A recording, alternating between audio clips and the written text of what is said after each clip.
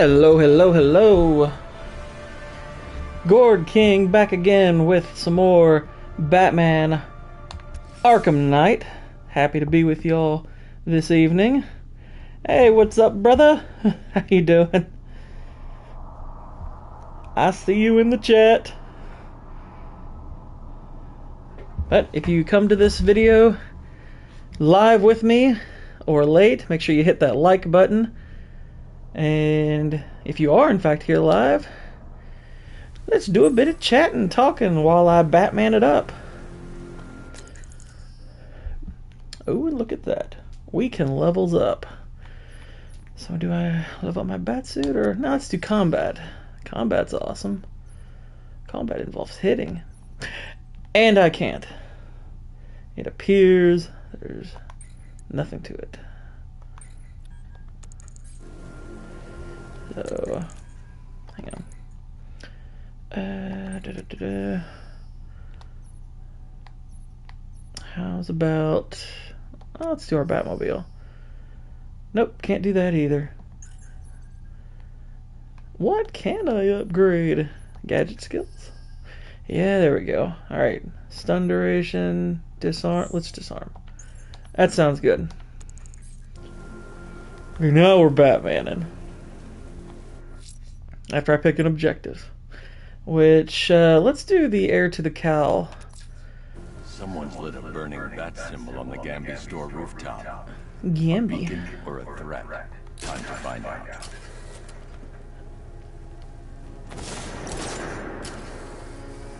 That is a far shooting hook right there.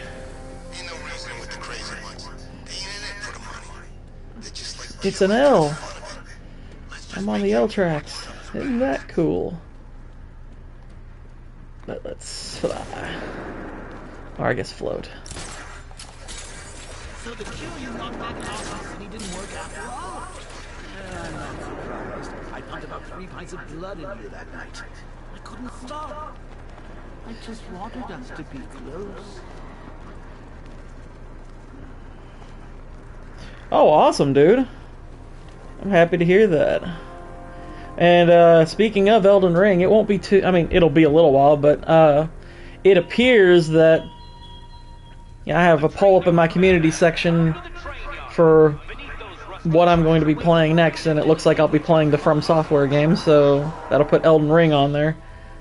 So that'll be fun. Azrael. I trust you have not forgotten me, Batman. Azrael. Dark days are here, Batman. A Crusader. The prophecy has come true. From the ashes of Arkham City, the fires are raging, and Gotham is burning. What do you want? I can see that same fire in your eyes. Before this night is through, that fire... Ah, the River of Blood katana. That thing is so great. I mean, I know they've nerfed it a little bit since, you know, everyone was using it, but it's still a pretty outstanding weapon. I have studied you for a long time. You have a code. You will not kill. Then neither shall I. The Order has foreseen it. The time has come to pass the mantle to another warrior. To me. Yeah, I would have been much more down with an Azrael game than that whatever Gotham Knights was supposed to be, that's for sure. You must show you are worthy. As you wish. Ooh, I get to play as him. I forgot about that.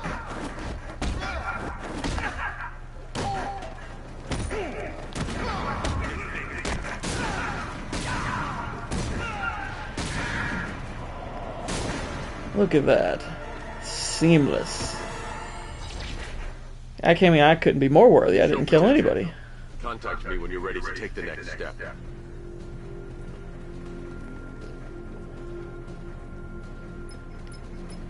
Oh yeah, I bet that'd be a blast. I know that, like, the magic they do, they have in Elden Ring is, like, the little bit I did was fun, and I know there's a lot of spells I've watched people use online that look really cool. So yeah, I bet playing it as a spellcaster would be great. I wouldn't mind doing that too. Though I'll probably go for, you know, a more melee-oriented one for my live stream. Plus, I'm going to hold myself to a rule of, like, I mean, Elden Ring's a little different because you obviously have those summons and everything, but I'm not going to have, you know, the summons for all the other Souls games and Bloodborne. I am not going to utilize those. I'm going to have to fight those all solo, which that means I might do the same thing for... I might do that for Elden Ring also, but we'll see. Elden Ring's just mechanically very different, so... Freaking Crucible Knight. There we go. Get some height.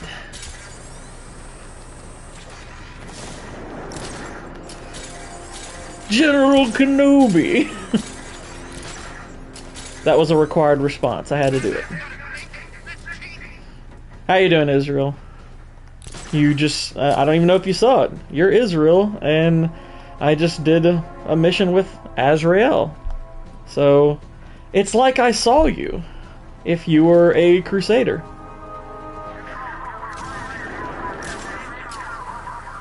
Oh, hey, get down!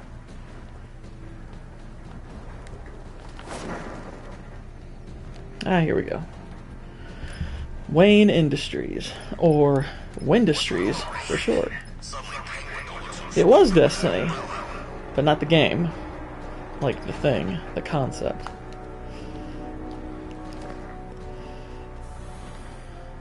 Nice of you to drop in, Mr. Wayne. I suppose Lucius. toward the front entrance. Have you finished the decryption? Fully decoded. I've downloaded all recent militia. I'm not sure. I mean, Elden Ring's a bit far off. I mean, so I'll think about it while I'm playing the other ones. You know, because obviously I've got. I mean, the order of the games. Let's see, was Demon Souls, Dark Souls, and I'm not gonna do them in like the order of the release of each one because then they'd be a little bit staggered. So I'm gonna do Demon Souls, then Dark Souls 1 through 3, Bloodborne, Sekiro, and then move on to Elden Ring. You know, unless suddenly Mass Effect surges into the lead, which I don't see that happening. The vote's pretty far apart, so. About your identity, I would have torn off that mask years ago. I always figured the truth would be a letdown. But I have to admit, masquerading as Gotham's least interesting socialite is one hell of a cover story. The dead parents are just icing on the cake. That's not very nice.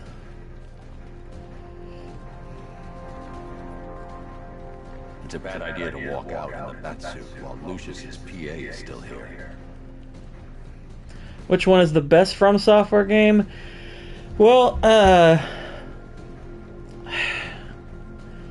as far as I mean, I can't 100% judge fairly because I mean, Elden Ring and you know, if they're like a few of those games I've only played the one time, whereas like you know, Bloodborne and Dark Souls 1 and 3 I've played multiple times. But I would say it's probably between Bloodborne and Elden Ring. I think story-wise, story's tough because like Bloodborne I think for a singular game has the best story, but Dark Souls has the best lore. Like I absolutely love the lore for Dark Souls. It's so cool. Level design, it's definitely Bloodborne. That's an easy one. That's not even close. As far as like when you say playthrough, I'm guessing you're talking about like play style, like gameplay. That's probably Elden Ring. That's probably Elden Ring. Oh wait, head to the Office of Wayne Enterprises. Analyze the encryption protocols. That's probably something I do at the computer. You see, while I'm talking to you all, I actually should be listening to what these people say, but I don't care.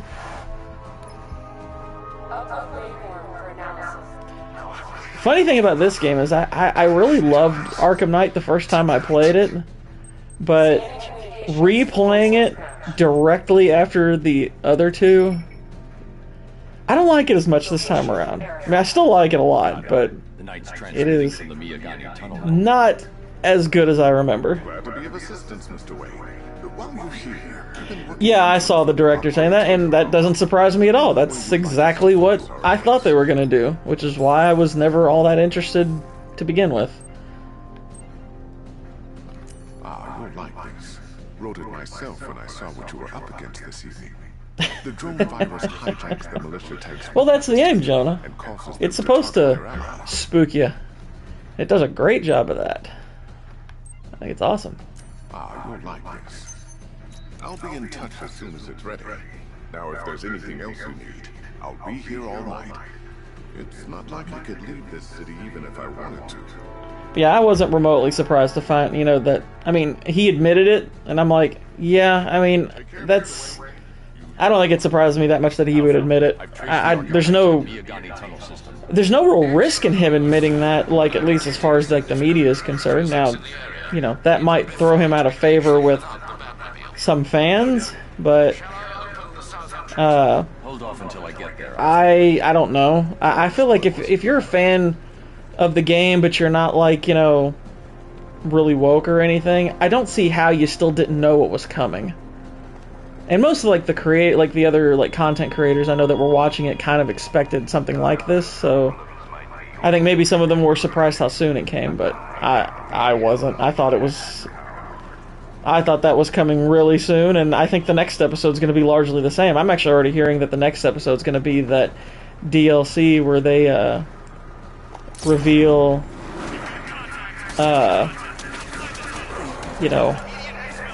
Ellie's proclivities.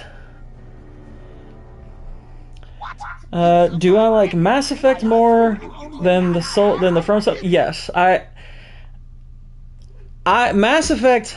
Okay, let me put it this way, because there's obviously a huge difference between these two types of games. Mass Effect is my favorite game series of all time. Now, does it hold up gameplay-wise to some of the From Software games? Of course not. I mean, the From Software games, as far as just pure gameplay are concerned, at least the best of them, are definitely better than Mass Effect in that department. But I still enjoy Mass Effect a lot more because obviously gameplay ages.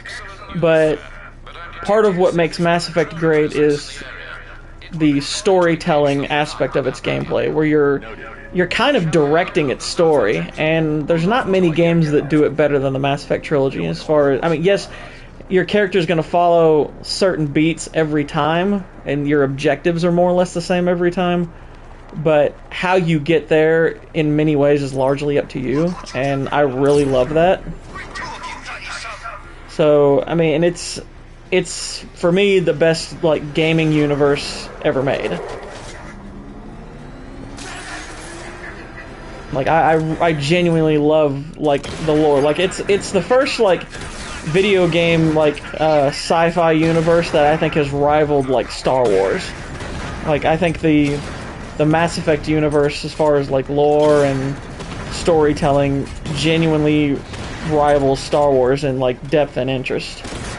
So, yeah, I really, really love it.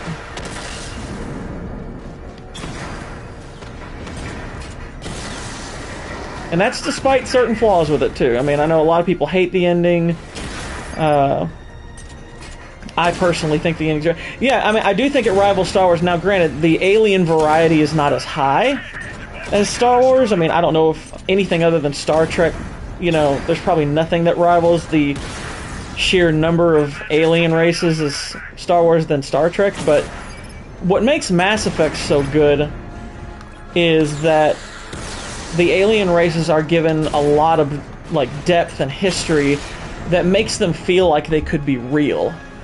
There's a lot of, like, backstory between, like, humans and certain aliens, between other alien races against each other, and it really works well to enrich the overall environment. Like, it's really, really amazing how they do that.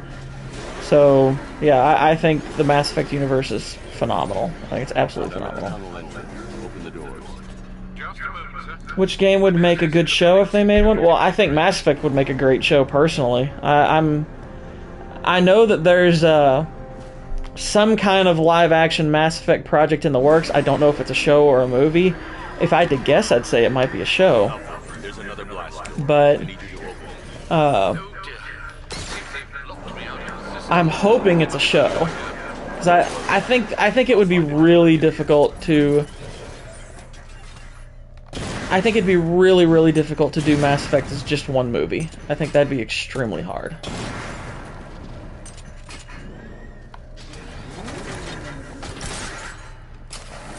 But just to give it a little bit of variety, I guess. I know they're right now they're working on Tomb Raider as a show. I think that's going to be a disaster because of who's going to be writing it. I think Tomb Raider is more and more becoming a dead franchise. I don't like what they've done to it.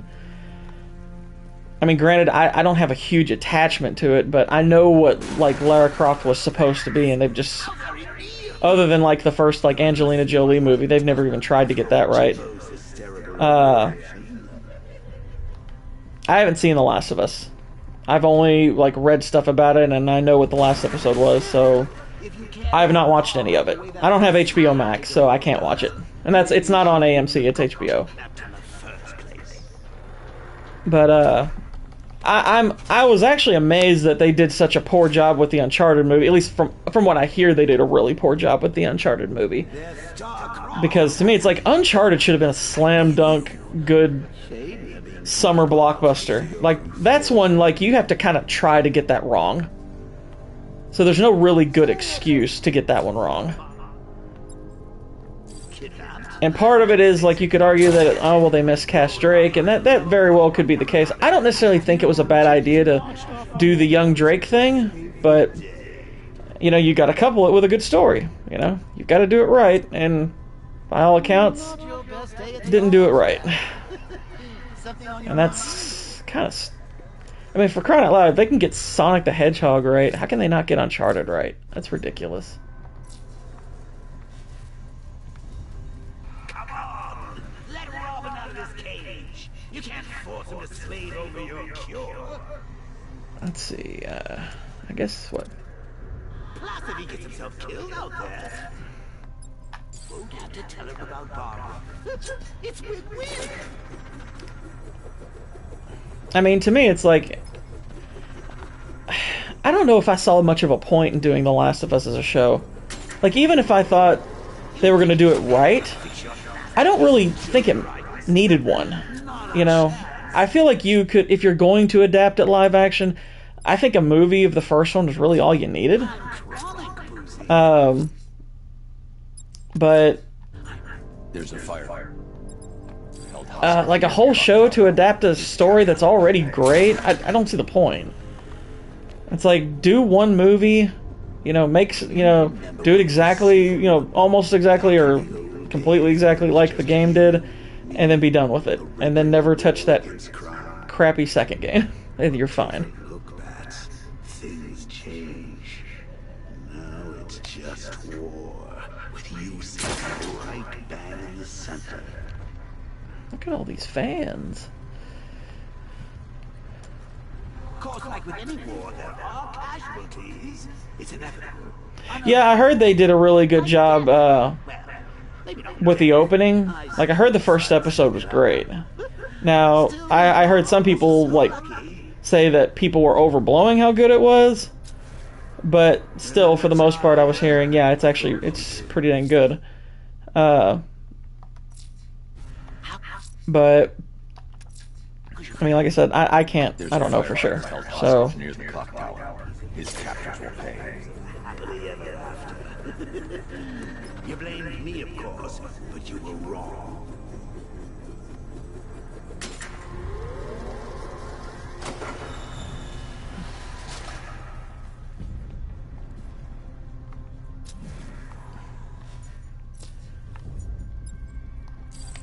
You put her in my crosshairs.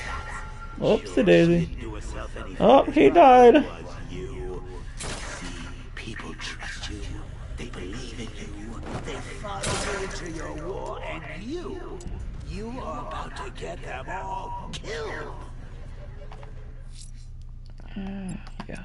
Okay. Hi, Joker. Hey, look, a Riddler trophy. Haven't grabbed many of those, to be honest. Hi, diddle, detective. I see you've begun pitting that mediocre mind of yours against my riddles. Not really, dude. I honestly don't care that much. There's like 400 of those. I'm not going to live stream going after 400 Riddler trophies in a game that I only really like, not love.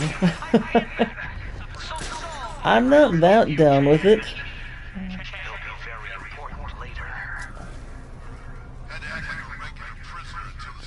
Look at all these fools. He's not, Rykard's not hard, but he is such a great boss fight, though. Rykard's, like, one of my absolute favorite fights from that game.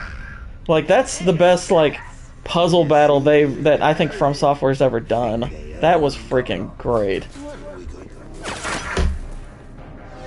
Oh, snap.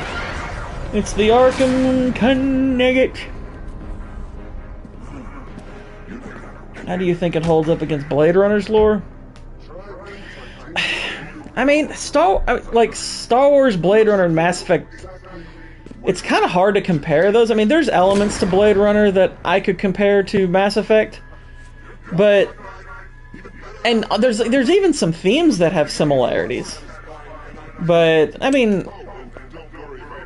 Obviously, Blade Runner's going to hold up longer because it's a film.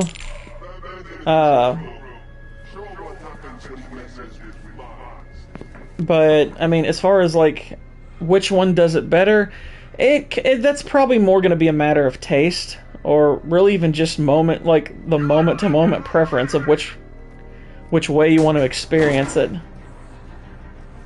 Because, they very differently. And obviously Blade Runner's going for a very, like, you know, noir type setting, whereas Mass Effect is, you know, just more pure sci-fi.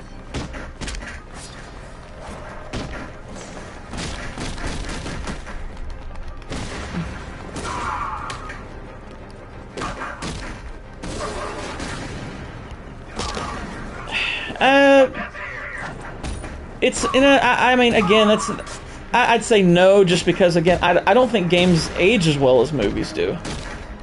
I mean, I would say, I mean, it's almost always hard to compare a great movie to a great game. I mean, what's timeless about Mass Effect is the story, but, I mean, it's almost more like comparing, I mean, because Mass Effect, because its story is like about 150 hours or so, 150 hours. So a more fair way to compare it to a live piece of media would be like to a TV show. I'd say this, if Mass Effect were developed into a TV show and done really well, it could absolutely rival something like Star Wars or Blade Runner, but it depends on how well they do it. I don't think that it could be as culturally impactful as Star Wars, but, you know, obviously Star Wars' story, you know, over the course of 9 movies is pretty flawed. But, so if, you know, say they were to do like 4, 5, 6 like excellent seasons of Mass Effect, yeah, it would almost by default kind of rival it. Now, do I think that'll happen? Probably not. I mean, given who owns Mass Effect, and, you know, what modern TV writers and directors do to shows, I think there's very little chance of it. Which kind of sucks, but, you know, I'll always have the video game trilogy, and it's fantastic. You know, it's excellent. Now, the one thing though that a live adaptation of Mass Effect would be missing, as you know, compared to the actual game, is, you know, a Mass Effect TV show would be, you know, a concrete adaptation without any element of choice. And part of what makes Mass Effect great is choice. So you'd basically be like, okay, we have to go with a very definitive storyline, which kind of automatically is taking something out of Mass Effect that makes it great. Part of what like a lot of people love about it is how, like, you know, one person can play Mass Effect and so can another, and their experiences can, you know, vary like wildly. It's like, yeah, I did such and such, but I did it this way. And be like, oh wow, I did it this way, and it's completely different. You know, you're gonna lose that with a live action adaptation. Now, I still think you can do, if you do it right, I think it could be great. Put it this way, when I play the Mass Effect trilogy, when I stream it, I will be playing it in its, like, highest TV form, if that makes sense. Like, if I were the showrunner, you'll see how I would play it. As a saga, as a franchise, as a brand, etc., what is the best piece of entertainment? Wow.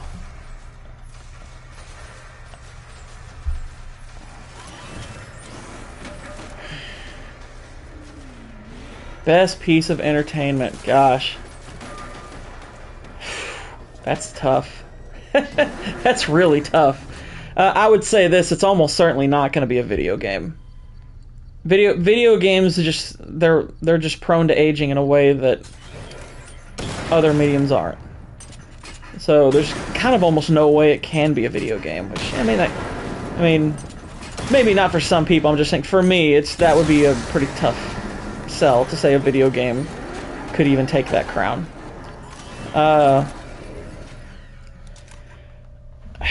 mean, Amadeus is definitely going to be in the mix. I mean, that's my favorite movie of all time. I don't know if I'll ever get tired of it. It is spectacular. It's beautiful. It has elements that even go beyond film. It's very thematically brilliant. It's got incredible music, all of that. Screw Pac-Man. Pac-Man's not that good. No, I don't hate Pac-Man, it's just I don't care about it that much either. I don't give a crap about Pac-Man. Though there was one great edition of it. The Pac-Man, like, World Championship edition was actually pretty cool, but I don't care about Pac-Man that much. Hey, what the heck do they want me to do anyway? I'm doing what now? Yeah, that's not telling me anything. I guess I have to open something or whatever. I don't know.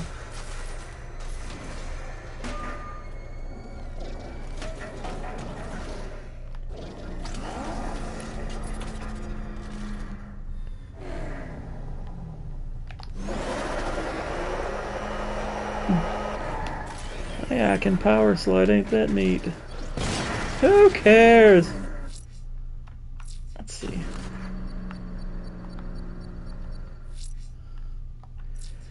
Apparently whatever I need to do in the car.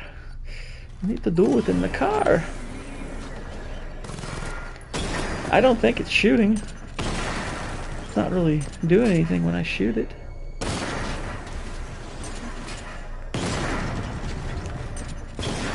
It said I need to clear the area, and I'm like, clear to what?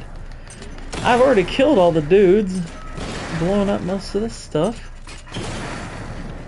See, all their stuff is broken. Oh yeah, and to go back to your question, I mean, Breaking Bad would definitely be in the mix because that's the best TV show. Oh, there we go. We just killed that thing. The Arkham Knight drone deployment has been wiped out. Your men can resume patrols on Miyagani. Time to rescue. I mean, if we're talking like a desert island scenario, then you're probably better off taking something like Breaking Bad because you have so much of it. I mean, you got like basically 60 hours of stuff, 50, 60 hours of content on that alone.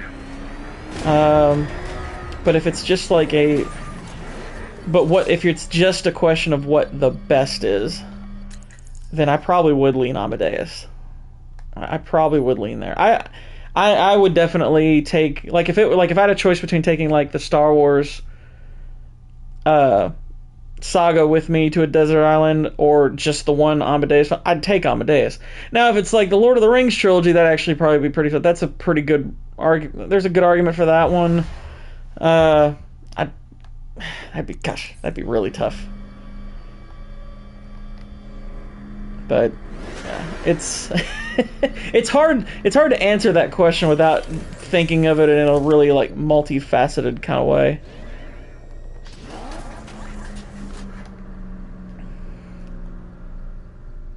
I wonder what happens to his old vehicle from the first Arkham game. I mean, that's pretty much what you're driving around. It's just a souped up version of that. I don't know if it's supposed to be... I would guess it's supposed to be different, but only like cosmetically different, or well, and in terms of the armaments. Yeah, Lord of the Rings is... I mean, if I'm going to take a movie series with me, it'd be that one. I mean, it's so great. It really is. Like, I've thought a lot about like what the best movie trilogies or, you know, movie series are, and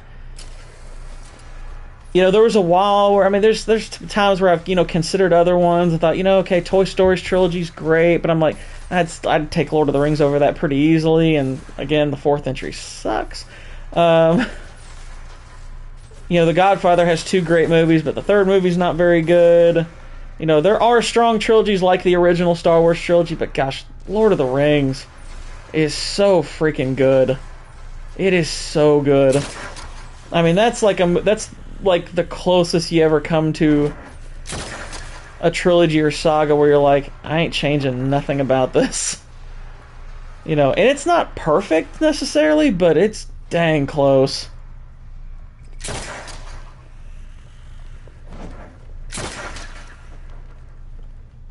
Yeah, it probably is. I mean, and yeah, and that's the thing. It's three separate movies that are genuine, that are all a genuine masterpiece. Original Star Wars trilogy, you know, at best you're gonna say one, you know, maybe 1 or 2 masterpieces and one like kind of flawed masterpiece in Return of the Jedi. Perfect. You know, or something you wouldn't change. I mean, it has issues. You know, it has Ewoks. But Lord of the Rings, it's like, gosh, it's so good. It's so good. And I can't think, it's like there's very little I would ever change about that. It's so good. It's fantastic. I'm really kind of racking my brain to think, is there any, like, trilogy that really ever came close? To where, like, all 3 movies are, like... I mean, you literally could argue that The Lord of the Rings should have won, like, 3 Best Picture awards.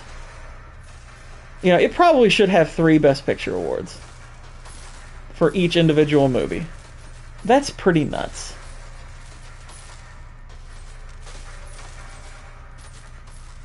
I'll be honest, as much as I love the original Star Wars and Empire, like, Empire is the only Star Wars movie I would put up with the Lord of the Rings movies. I wouldn't put the original Star Wars up with Lord of the Rings at all. Like, and I love the original Star Wars, but I think there is a distinct difference between the original Lord of the Rings or the original Star Wars and the Lord of the Rings movies in terms of quality. I think the Lord of the Rings movies blow the original Star Wars movie out of the water. I don't think they're that close. I would take any of the 3 Lord of the Rings movies over the original Star Wars movies, or over the original Star Wars movie in a heartbeat. Empire would be a tougher decision. I think Empire is, you know, Star Wars at its apex, and it's freaking awesome. It's one of the best movies ever made. But, yeah, the original Star Wars, as much as I love it, I wouldn't put it up with the Lord of the Rings. Nope. I honestly, I mean, I'll be honest, just as far as as a piece of entertainment, I actually prefer, Return of the Jedi as a piece of entertainment. I think A New Hope's made better, but I actually enjoy Return of the Jedi more. Yeah, and that's understandable. If Empire is your favorite movie, I can understand that. And it has it's sandwiched between 2 great movies, so that helps. let's see. If I made a show on Lord of the Rings, would I stick to the story or do your own story? Well, okay, okay, obviously they're trying to do a Lord of the Rings show, and it sucks. To me, Lord of the Rings is one of those things that if you're going to adapt it, you better respect the guy who made it. So, you wouldn't do your own thing. That's what's killing the Rings of Powers. They're trying to do their own thing. And it's terrible. It's really terrible. Like, you kind of... I mean, that's one where it's like, nah, you need to respect the guy behind it. Now, if by your own thing you mean adapt a part of the Lord of the Rings that hasn't been adapted, yeah, that's what they should do. That's what they should be doing, is they should be trying to faithfully adapt a part of, that lore and that saga that hasn't been done yet, and instead they're taking elements from it that haven't been adapted, and they're making what they want with it, and what they're making is just awful. It's freaking awful.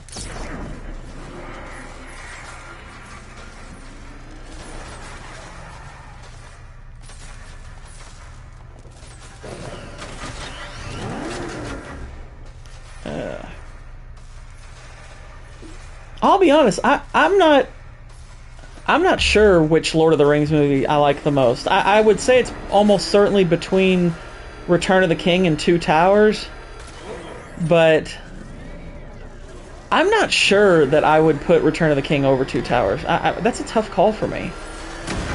I think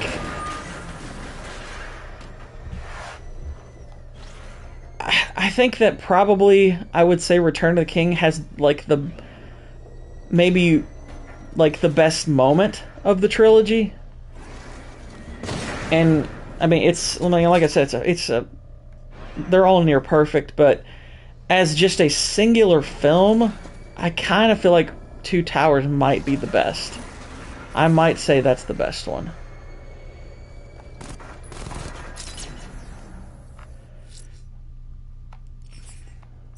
Like, that's a hard call for me, but because I think part of what the Two Towers, just the way it sets up like Helm's Deep and introduces Gollum, and like to me, Two Towers is the Empire Strikes Back but for Lord of the Rings. It's that really dark entry. And it does it so good.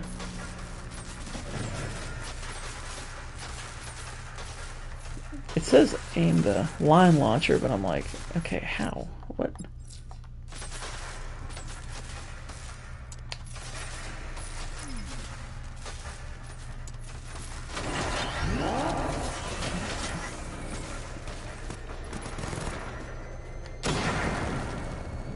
Where? What are they talking about? Oh wait, there it is. I'm supposed to go to that. That's the thing.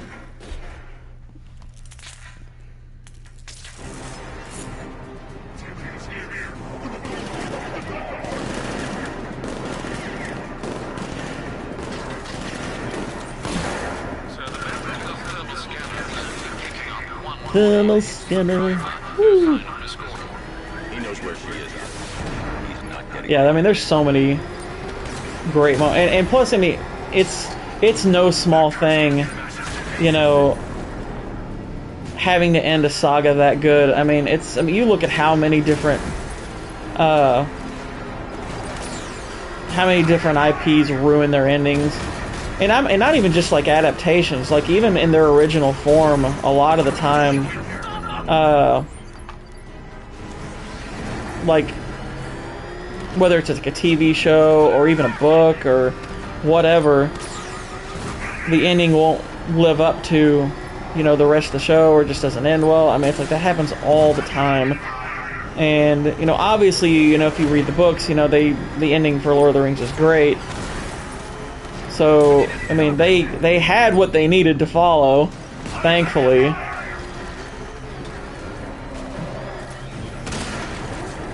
And it's no small thing that they got it right. I think that, I mean, especially when you look at the way things go nowadays, we should be very grateful that they got that right. And, you know, what's funny is a lot of people gripe about, like, oh, there's so many endings, the ending takes forever, and I'm like, yeah, but don't we always say, like, aren't we complaining all the time when something ends, like, well, what happened with such and such, and what happened with such and such, and I'm like, Lord of the Rings, you don't really get that. You're like, you get exactly what you want. I mean, you get an ending for pretty much everybody. But he'll know where I can find him. And it's awesome. And the endings are just powerful. They're emotional. They're great. How does it feel to be chasing the rock? Well, I'm assuming you mean which film studio. I mean, it's Disney. Disney's the worst right now. That's not even close. Where is the Arkham Knight? Disney's easily the worst studio right now. I mean, because it's what's crazy about Disney is it's not just that they're ruining stuff that they didn't always own. They're ruining their own stuff. Like, Disney's ruining things that came from elsewhere and that came from them. I mean, they're basically crapping on their own founder, who gets wildly misrepresented a lot of the time. Like them saying he was anti-Semite and stuff. Walt Disney was not an anti-Semite. That's bullcrap.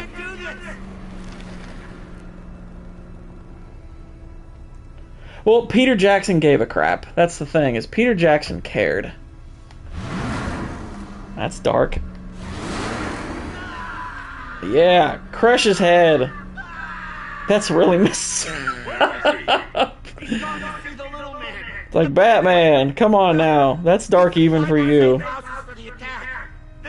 That's like really playing with fire there.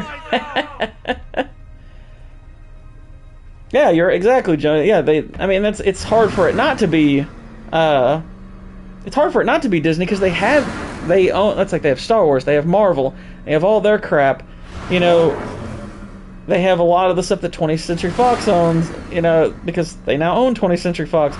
It's, you know, it's terrible, and they're freaking ruining all of it. That's the thing, is Disney is ruining all of it. Like, they are missing on everything right now. What's it called?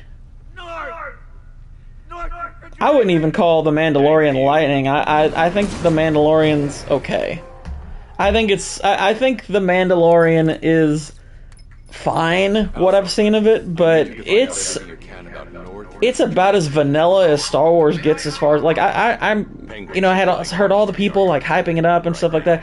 When I watched it, I was like, it's okay. I never once felt like I was watching something great. I was like, it's fine. It didn't even have a lot about it that like I'll eventually get around to watching more of it, but I watched the first season and just kind of was like, okay. Well, maybe I'll get into it again later, you know? We'll see. Rendezvous with the Batwing. That sounds cool. Keep the channel open, Alfred. I mean, really and truly, as far as like we're right now in a place, like, media-wise, where like I feel like the movie industry, they keep talking about, like, you know, how much, you know, it's dying, and it is. They're not going to survive with current IPs, you know, big ones. That's not what's going to work. They desperately need to create new IPs, like, more than ever. They really need new IPs more than ever. And what's unfortunate is that most studios are just not going to take that risk. And the funny thing is, just like, it'd be a calculated risk if they actually were going to make a good one. They've kind of backed themselves into a corner where they're not making any of the current IPs, like, they're screwing up, and no one can trust them with a new one either. Like, it's a really weird place they're in, but I feel like new IPs are needed now more than ever. Because we're really at a point now where we're making and remaking the same things over and over again. That's why I was, you know, half of that Banshees of Inisherin reaction is just me talking about the state of cinema, because, you know, movies like that, I mean, granted, that's not like some major IP or anything that's gonna, you know, put a ton of butts in seats or anything, but I think the smaller good movies are the ones that get people feeling good about film and get people like trusting directors and trusting studios and liking actors and stuff, that get conversations going and get you in the mood to watch more movies. So we need movies like that, but man, I feel like most of the major IPs either need to be replaced with new ones or need to desperately hit the reset button. And I'll say this right now, I don't have a lot of faith in what DC is doing with James Gunn. I watched his announcement, I saw his plan, and I don't think it's going to work. I really don't. I don't think the DC plan is going to work. It's almost certainly not going to work as a box office draw, because a lot of that stuff he has planned for, you know, movies, I don't think people are going to go see it. You know, unless like the noteworthy stuff like Superman just blows your mind, it's going to be a hard sell getting people to care about a lot, because a lot of those properties are stuff that people don't even know. Anyway, I'm getting to your question now. Let's see. Funny thing I remember a while back seeing Aaron on Facebook, and he was talking about how the quality of cinema has been down, and that the last time he was so genuinely emotionally invested was a film back when Lord of the Rings was released in theaters, and how he would accidentally shout and speak in the biggest moments. Yeah. I don't know if I remember him saying that, but it's not hard to believe at all. I mean, I used to like I would say Marvel at their best like would get me talking in theaters. I know probably, yeah, because if you're gonna talk out loud during a movie in the theater, you better have something to say that's not gonna piss everybody off. So it better be good. And I know one time, I know watching The Winter Soldier, that was the last time I spoke in the middle of a movie out loud comfortably. And part of it obviously is because, you know, I'm enjoying myself, but it was also because I thought people would laugh at what I had to say, and they did. Basically, if you remember in The Winter Soldier, there's that part where Captain America hides that like USB drive or whatever in the vending machine, like sticks it in there, and when he goes back to get it, it's gone. And I just out of nowhere, like, you know, and this is a full theater too, I saw that and I just kind of laughed to myself, and I said, oh, somebody bought the last one. And everyone had been quiet for so long up to that point that I think it just was a funny way to break the silence. And like the whole theater started laughing. I was like, yeah, I feel pretty good about that. Got a whole theater to laugh. That was pretty good. He'll meet you on a rooftop overlooking the Ranelagh Ferry Terminal. Thanks, Alpha. In the meantime, sir... Well, and the other problem is that, I mean, he's started off, like, he's taking over in the midst of a really chaotic situation. He's really taking over in a chaotic situation. I agree. I think it's a huge mistake It's a huge mistake not to keep Henry Cavill. I think that's a huge mistake. Let's see what Knight. I don't think it's irreparable without Cavill, but as far as quality is concerned, but the problem is that it's not just quality where you need to deliver here. You need to get people's butts in seats right now. That's like, this is why James Gunn was really hired, whether he knows it or not. It's like, even if you make like great films out of, you know, some of those like lesser known properties, if nobody sees them, who cares? Because Warner Brothers isn't going to care. Warner Brothers hired him to get them some money. That's why they hired him. Warner Brothers is bleeding money right now. They need people to come to the theater and spend money to see their movies, and they need it bad. So, and really, like, okay, the Batman did, that movie did well. I don't know how much it profited because I don't know what the budget was. I would assume its budget wasn't super high. So I'm assuming it made pretty decent money, but having Henry Cavill there as your Superman, that would have gotten people to see it. People like him. People see him as Superman, and he happens to love the character and love what it represents, and he would have, and he looks the part. He fits the part. Like you look at him and it's like, yep, that's what Superman looks like. That's like, it's like you're looking at the comic book version of Superman. Take a hint. But if you want to keep tabs on that truck, you're gonna need. And it just seems like a piss poor excuse to say that, well, we're trying to reset it and we need a different actor. I'm like, well, you're not doing that with Aquaman. It doesn't. For right now, it sounds like they're not doing that with Shazam.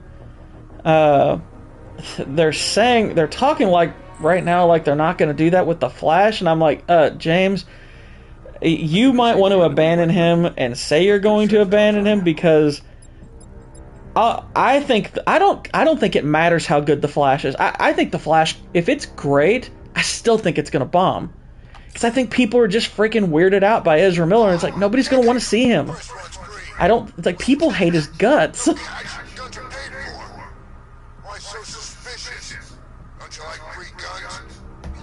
But here's the problem with even that, with Suicide Squad, is even with Suicide Squad, how does that fit with the rest of it? It's like, how does that fit with everything else? Because that, like, what's really, if I use the disruptor again, it'll explode when fired. What's really crazy about it is just the timeline is just so freaking weird right now. Equipment sabotaged. Time to introduce myself. So it's like, how's all this going to fit together,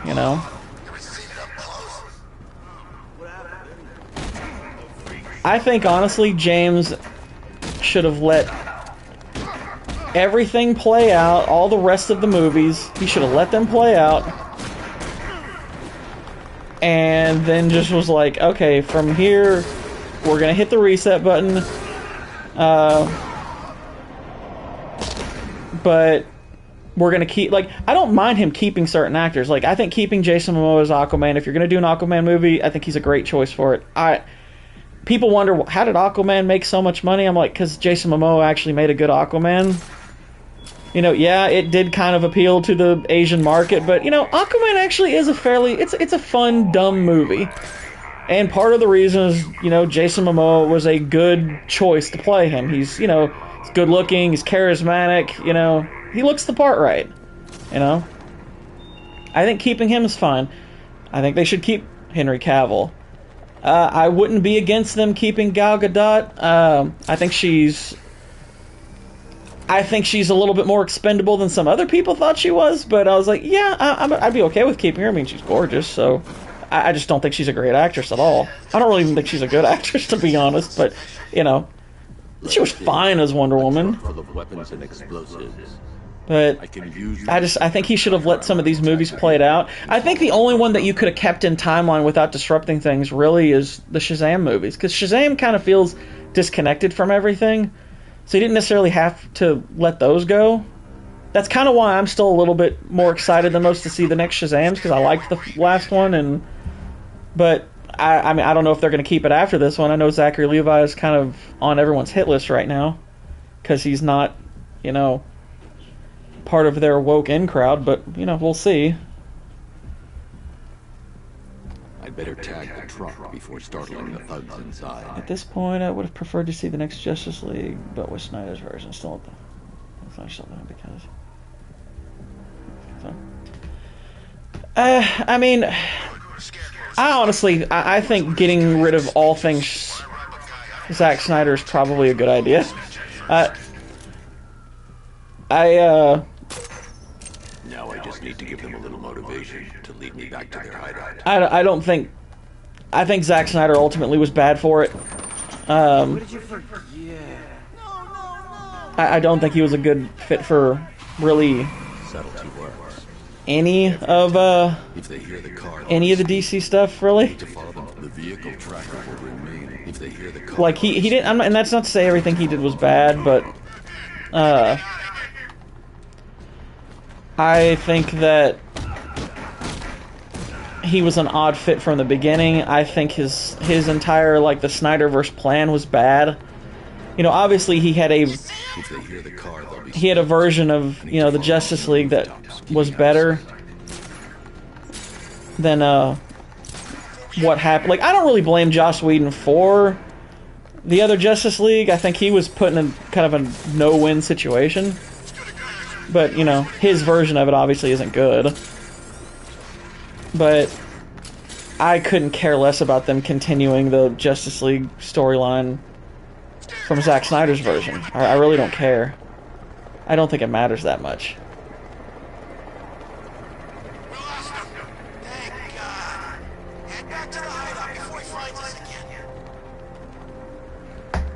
Well, I mean, that's what they're trying to do with James Gunn, but the problem is it's not. It's like James Gunn could be the right guy for it, for all we know. He really could be, but it is just so chaotic where it's beginning. You know, it's such a chaotic way to begin a universe, and the plan he just mapped out. I'm looking at it. I'm like, You think this? It's like, this is really what your plan is? You're gonna like an Amanda Waller TV show? It's like, what the heck is that? I mean, it's like, who's interested in seeing that on TV or film? Straight to Penguin's weapons cache. I mean, honestly, who the heck cares about Amanda Waller at all?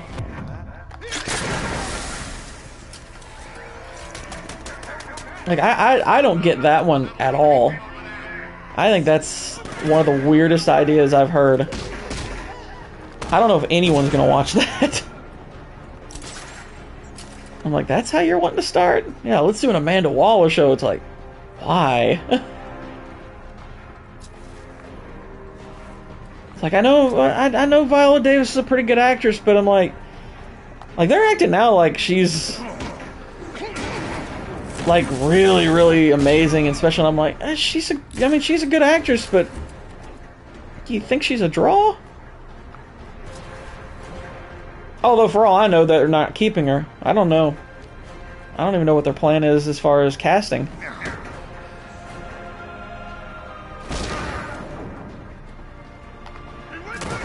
Ooh.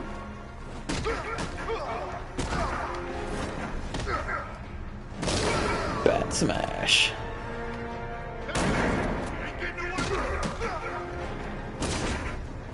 The roof is heavily protected. This must be the way inside. Well, Marvel, the thing that people forget with Marvel is that Marvel didn't necessarily start with the understanding that they were going to do it the way they did it. It was just like they were like, okay, you could tell they wanted to do the MCU, but you know, they were like, okay, let's get this off the ground with Iron Man. Let's see how this works. And granted, maybe that's why James Gunn thinks he can get away with kind of the lesser known stuff to start with, because, you know, MCU did with Iron Man. But you got a Robert Downey Jr. in your back pocket that's going to make that work, because Robert Downey Jr. is the reason that worked. I mean, he's the reason that worked. It wasn't... It's like, Iron Man doesn't do anything for the MCU if Robert Downey Jr. is not playing. That's just how it is. Yeah, I mean, yeah, Jalen, as far as like consistency is concerned, that's absolutely true. That's absolutely true. They, I think their quality has dipped a little bit recently, but there's still far more consistent quality with it. I think there's no doubt that that's true. And that's the thing, though, is, you know, James Gunn's universe or whatever is supposed to take even that over. Like, that's now a part of his, that's like his baby now. I mean, like, I think there's still going to be some animated stuff. Good night, Jonah. Tell the family I love them.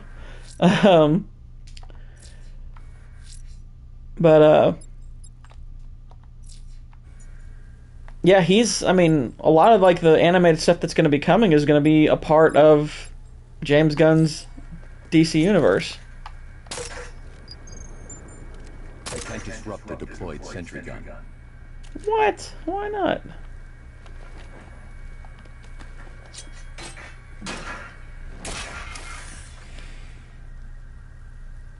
Yeah, I mean, it's not saying much. I mean, yeah, it's better than the DCEU, but so is great value toilet paper. I mean, DCEU is pretty terrible overall. I mean, now, to be honest, though, I'm looking forward to the DCEU ending so I can actually do an overview of the movies. That'll be fun. I mean, and there are a couple of good movies there are a couple of good movies in that bunch, but it's mostly garbage, and I think that'll be really fun to mess around with. I think it'll be really fun to mess around with. Come on, do something. You're making me...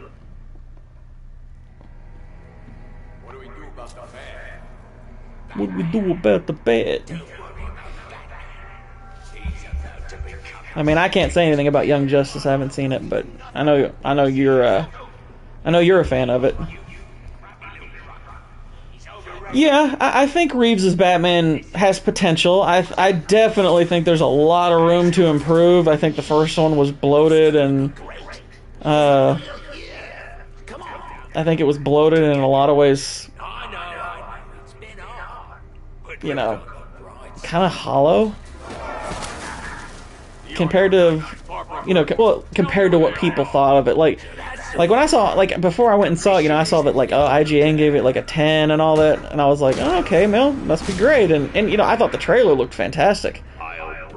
But yeah, I saw the movie and I was like, this ain't great. It's fine. And I can't put it this way: if Paul Dano had nailed the Riddler, that question you asked on Facebook, he would have been on that list. But his portrayal as the Riddler, like, really disappointed me. Like, really disappointed me. And I don't know if that was so much, you know, direction on the part of Matt Reeves, or if, you know, the problem was Paul Dano. I don't know. You know, I mean, at this point, I hope that Dano was the problem, because if not, then I would be worried about the Joker. Yeah, the first Wonder Woman it's good. I think it was wildly overrated. Like, they made, like, oh, it's one of the best superhero movies of all time. I'm like, it's really not. It's like Wonder Woman's fine. The last third of it is awful. First 2/3 of it are pretty good. But it's good. 1984 is a garbage dump, but, you know, whatever. I haven't watched the Suicide Squad yet, though I actually recently added that to my Vudu, so I'll be watching that pretty soon. I'm kind of looking forward to that, because I have heard a lot of good things about it. Ow!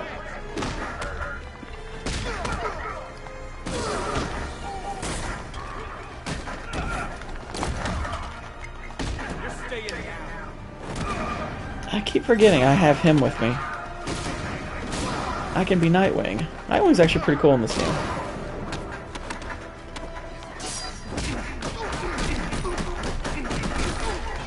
Youch!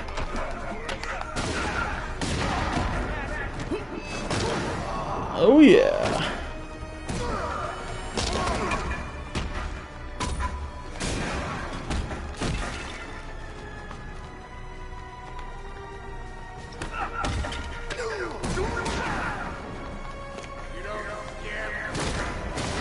That was good. It wasn't that good. That was kind of sloppy. We can't let any of these weapons get onto the street. I would disagree that those are the only good DCEU movies, because I think Shazam was I actually think Shazam was the best DCU movie. I think Shazam's awesome. I think Shazam was actually a really good movie. Yeah, it's derivative of Big, but I still think it's really fun. I would give Wonder Woman like a 6.5 out of 10. I wouldn't give it an 8.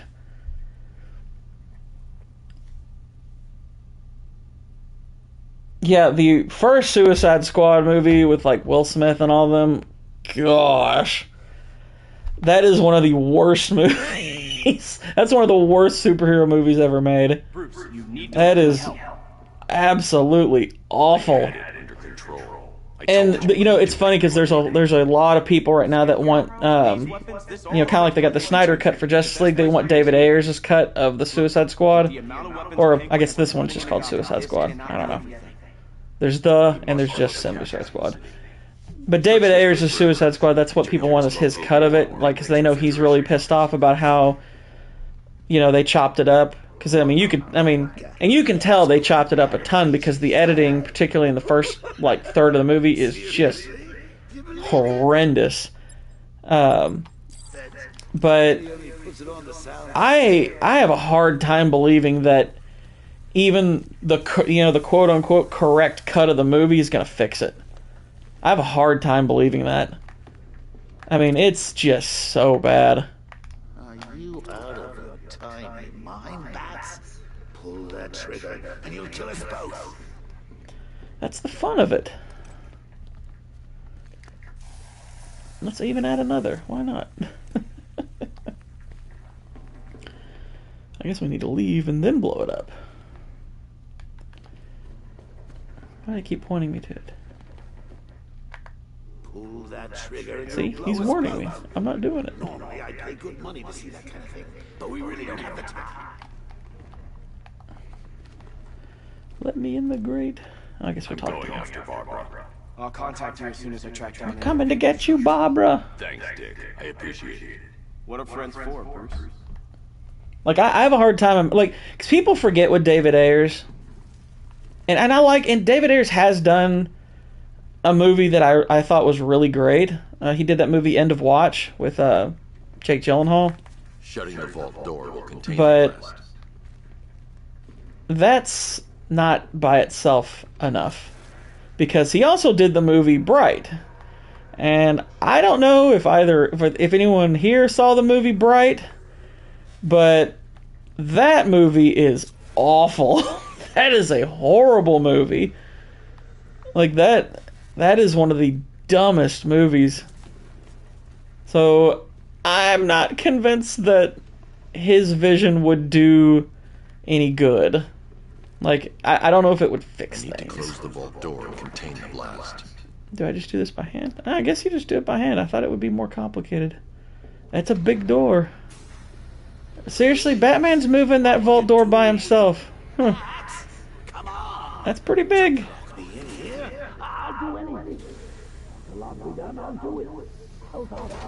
Israel, if I had to choose between watching either one of those movies on a desert island, guess what? I'm giving up movies forever. I should back away from the vault. I'll be too close to the I'll find something else to do. I'm not gonna watch either one of those. If those are my choices, heck no. Ain't no way I'm watching either one of those if those are my only choices. Those movies suck. If those are the only two movies I have available to me during the apocalypse, guess what? I'm never watching movies again. They're just not that. They're not important enough. I'm not gonna let Taika Waititi and I'll let David Ayers off the hook and just say Warner Brothers. I'm not gonna let them dictate my final memories of cinema. That'd be horrible. Uncle Jay sort out these chops. I can have it.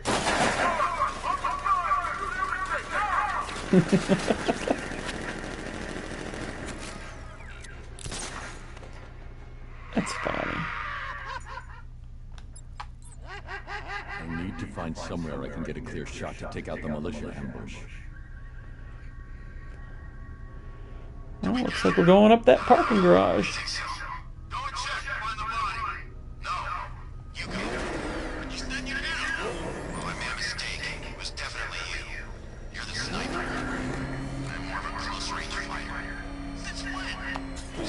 I mean, I can't say anything about 80 for Brady as far as whether it's going to be good or bad. I mean, the only thing I know about it is who's in it. I think it looks extremely corny, but I don't know. I don't know. I'll say this. I can say this honestly. My love and appreciation for Brady has nothing to do with how I feel about that movie, as far as a perspective piece of entertainment goes.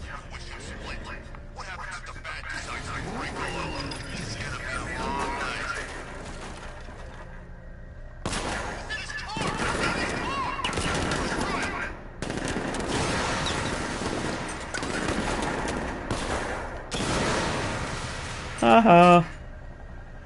I totally didn't kill you all.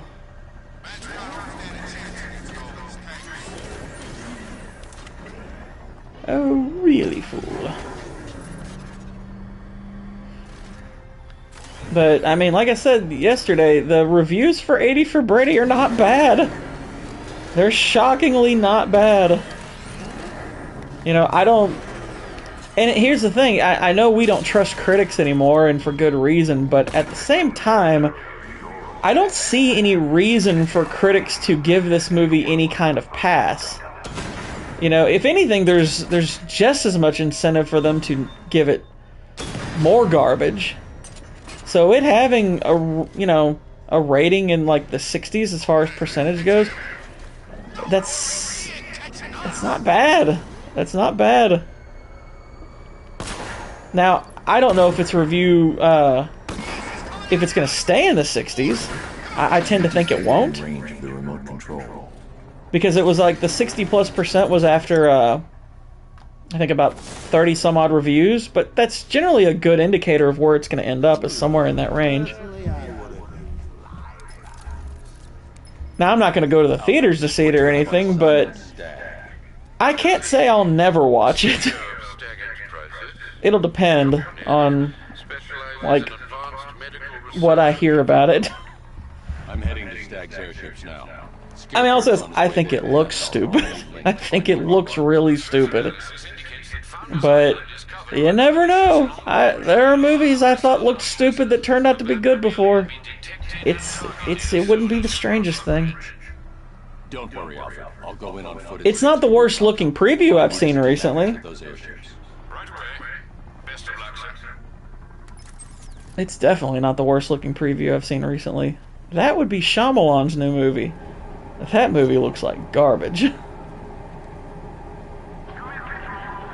that's the thing. I don't know if all the humor's corny. I mean, we're getting the trailer's version of humor. I'll be honest, Jalen, the audience score doesn't mean much to me either. I mean, now that largely, how reliable an audience score is kind of depends on the person. If you're like, the reason it doesn't matter much to me is because obviously I'm a little bit, my eye is a little bit more scrutinizing than most. I'm probably a little harder to please when it comes to movies, but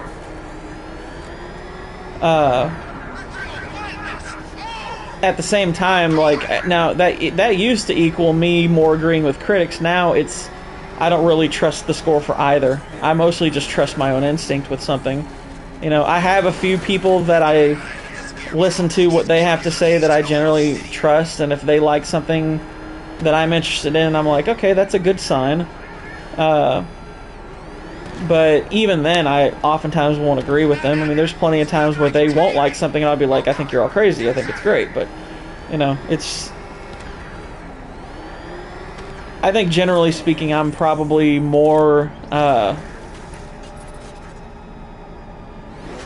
think it's wiser usually to find a few people that think similarly to you as far as movies are concerned, and then just kind of use them as your gauge.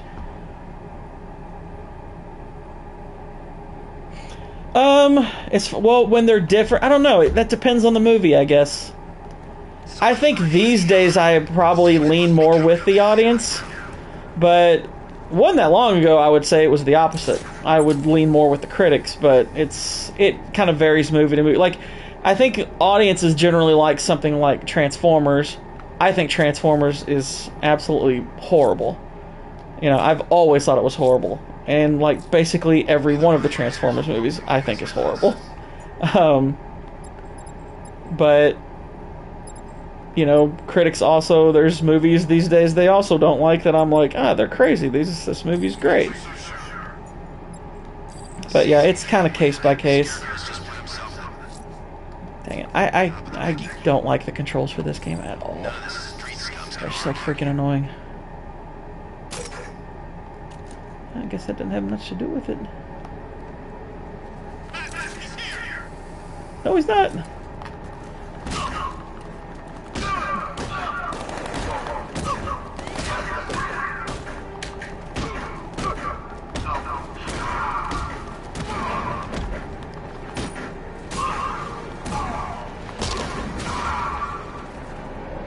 Oh yeah. Hey, what's going on? I don't know stuff.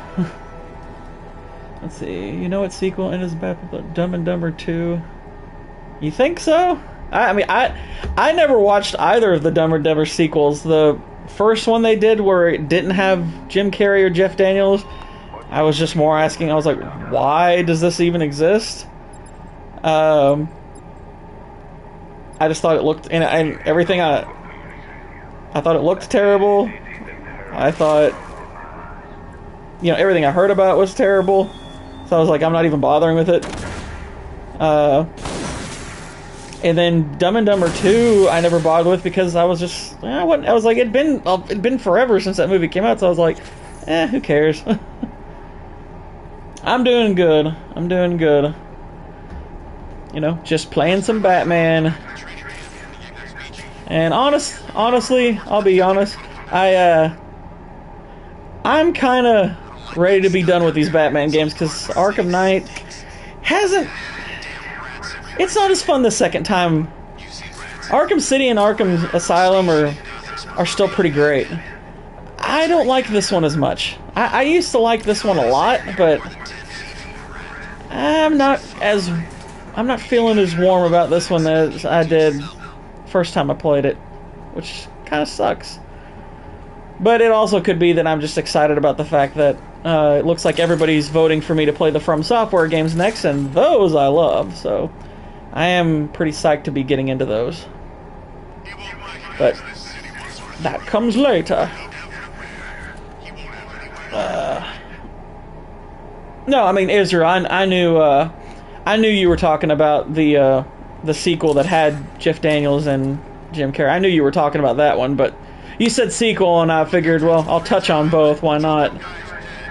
But yeah, I haven't seen either sequel, so I can't say anything about either, other than I think the actual sequel with Carrey and Daniels I was never interested in, and the one they did without them for whatever reason looks absolutely awful. Instead of a watchtower with sentry guns, looks like it's controlled from that central command point. I need to take it out. That soldier is equipped with a device that can track my detective mode systems. If I use it for too long, I'll be able to pinpoint my location and alert the others. We'll have to murder him. Can you imagine Stag's face when we harpooned him? But he thought he was safe over that area. Who flies around in an airship for crying out loud? Wasn't exactly a tricky shot. What's he even doing in Gotham anyway? What was going down? Everyone in the city. Oh, crap. I fell.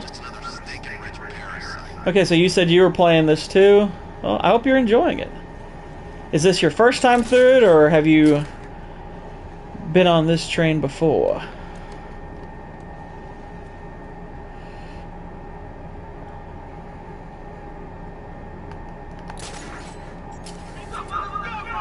No, I'm not.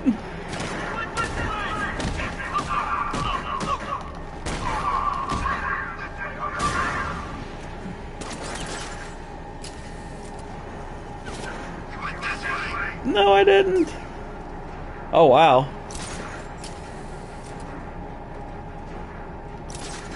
Yeah, that's right. You saw Ragnar, you saw Love and Thunder in theaters. That that had to suck.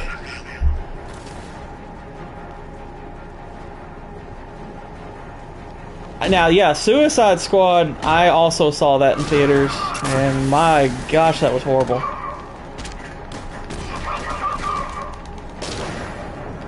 I saw that in theaters as well. It was horrible.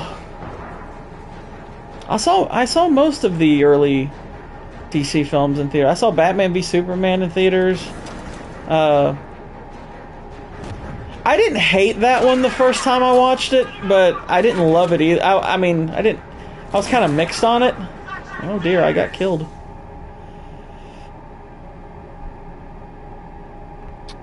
You should take better care of yourself, Patsy. There's two of us. You think Love and Thunder was awesome? Oh, Jalen. Wow. That is, honestly, I think that's my least favorite MCU movie by, I mean, I wouldn't say by a lot, because Multiverse of Madness is terrible also, but I think Love and Thunder is an awful film. That is an awful film. I don't know, I'd go like 2 or 3 out of 10. I think that is an absolutely terrible movie. Like, I felt a visceral hate for that movie.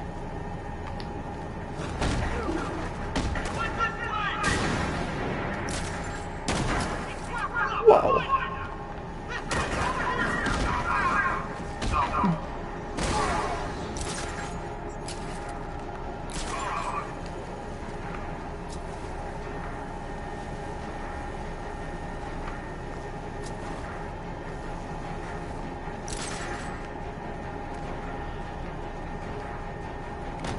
Yep, well, Israel, you know I more agree with you on that. I didn't think it would get much worse than Captain Marvel, at least not for a while, but this latest phase of the MCU's beaten Captain Marvel in terms of awfulness several times.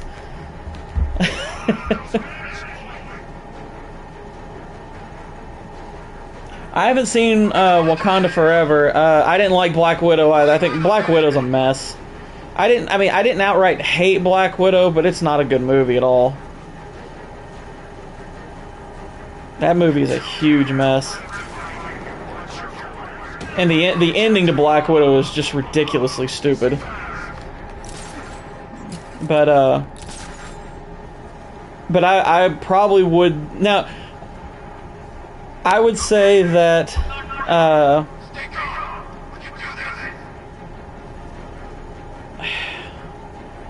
like in Phase 4, obviously Spider-Man No Way Home, that's a great movie. I loved that. Though it's hard to even count that one amongst Phase 4 just because Marvel didn't really make it.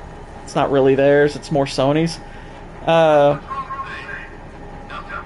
Well, if you gave Black Widow a 7 out of 10, that's not bad. Like, 7 out of 10 is actually a pretty good rating. At least to me, that's usually if I'm going to say I don't like something, that means it's getting a 5 or lower. 5 is where it's teetering on that line of good and bad. Like 6 is where I'm like, it's okay. 7 is where I'm like, that's good or very good. 8 is where I'm starting to call it a great movie. But like, yeah, No Way Home, love that movie. I think No Way Home is one of the best MCU movies. But I think it's been largely just trash since then. I think Shang-Chi was okay. I didn't think it was bad necessarily. I thought there were things about it I liked. It's one of those movies that, like, you appreciate the things they were doing differently the first time you watch it, but then when you start to think about some aspects of the story, you're like, yeah, but a lot of it doesn't even make a lick of sense and it's kind of silly. But overall, I would say Shang-Chi's okay. The Eternals is freaking awful. I think The Eternals is... I think The Eternals is the most boring MCU movie. Like, as far as just pure filmmaking is concerned, like, good qualities, bad qualities, all that stuff, I would probably say The Eternals is the worst movie that the MCU has. It's just I don't know if there's anything redeemable about the Eternals at all. I think Multiverse of Madness is just a really badly made movie, but it's also not boring. It's not actually boring, but it's really bad. I think the Eternals is just garbage. It's freaking terrible. I'm at the airport. What did you find? I would say Black Widow. It's a bad movie. There's parts of it I liked, but it's just too messy for me to call it a good movie. It's a bad movie. Haven't seen Wakanda Forever, so I know that's about to be or just got onto Disney Plus, so I'll probably watch that sometime soon. What's the other one from this phase? So yeah, Thor: Love and Thunder. That's the one I hated the most because Thor was, after Infinity War, Thor was my favorite Avenger. Like, Thor was great after Infinity War, and I feel like that movie solidified the absolute utter butchering of his character. I mean, and like every other second there's a stupid joke, and like literally none of the movie is funny. I didn't laugh a single time during Love and Thunder. I hated that movie so much. Like, I have the only thing redeemable about Love and Thunder is Christian Bale. I thought he did a good job, but he's wasted in it because he's in the wrong movie. He's just completely in the wrong movie. I'll be honest, I don't know stuff. I don't know if there's any MCU movie I would give a 10. Probably the closest ones would be the first Avengers, Infinity War, and Guardians of the Galaxy. Those would probably be the closest ones for me to me giving them a 10, but I don't think I'd give any of them a 10. I don't know if any of them have ever been that good to me.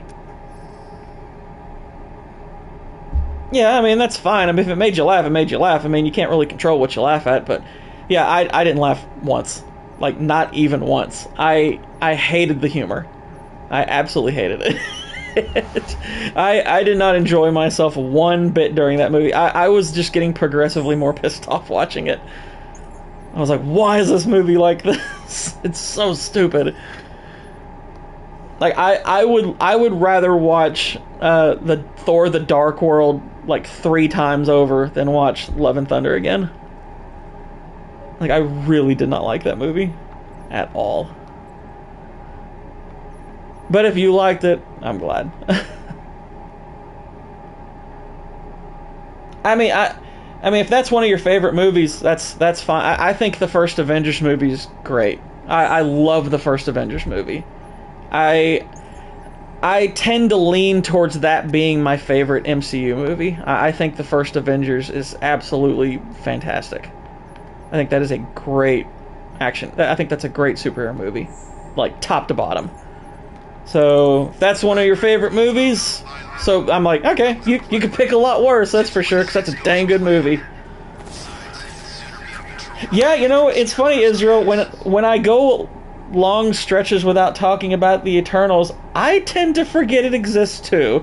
And then when the MCU comes up, inevitably I have to think about it, and I'm like, oh yeah, that movie exists. And it feels like a kind of PTSD, because then it starts to feel like, again, it's not over yet. Because like that, I can't remember the last time a movie I've watched felt longer than that movie. Holy crap, that movie felt like it never freaking ended. I hated that movie so much. Gosh, that was bad. Screw you, Eternals. That's the funny thing about the Phase 4 is they could retcon several of these movies in Phase 4 and I would not care at all. I'd be glad. I would be glad. And the TV shows are worse. Like, the TV shows are arguably worse.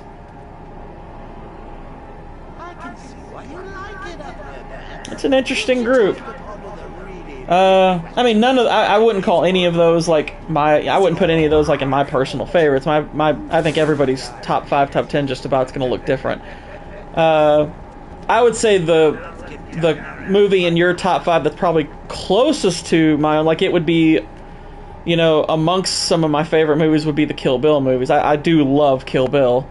Those are great. And it's not that I dislike any of the movies you chose. I mean, Deadpool's great. Avengers is great. I would say I look at Gravity as just good. I don't think it's great. I think it's good. Kind of the same with the Lego movie. Thought it was good. But, I mean, none of them are bad. It's locked from inside. If I can locate the control panel, I'll be able to bypass security using the remote hacking device. Hi.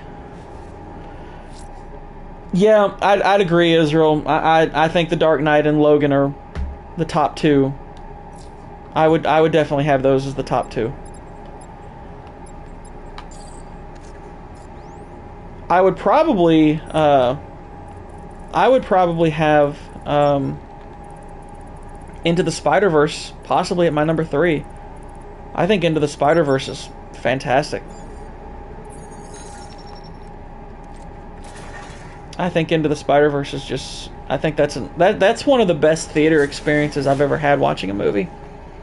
But that one's definitely up there for me. But yeah, Logan's so well done. It's so well done. It's just great. Like it's what's funny to me. What's cool about Logan to me is knowing it came from James Mangold. It almost feels like a cross between 3:10 to Yuma and Walk the Line. Like it really gives me those. I mean, and he directed both of those movies too, and it feels like he kind of married things about those two movies together and just made a freaking awesome movie out of them.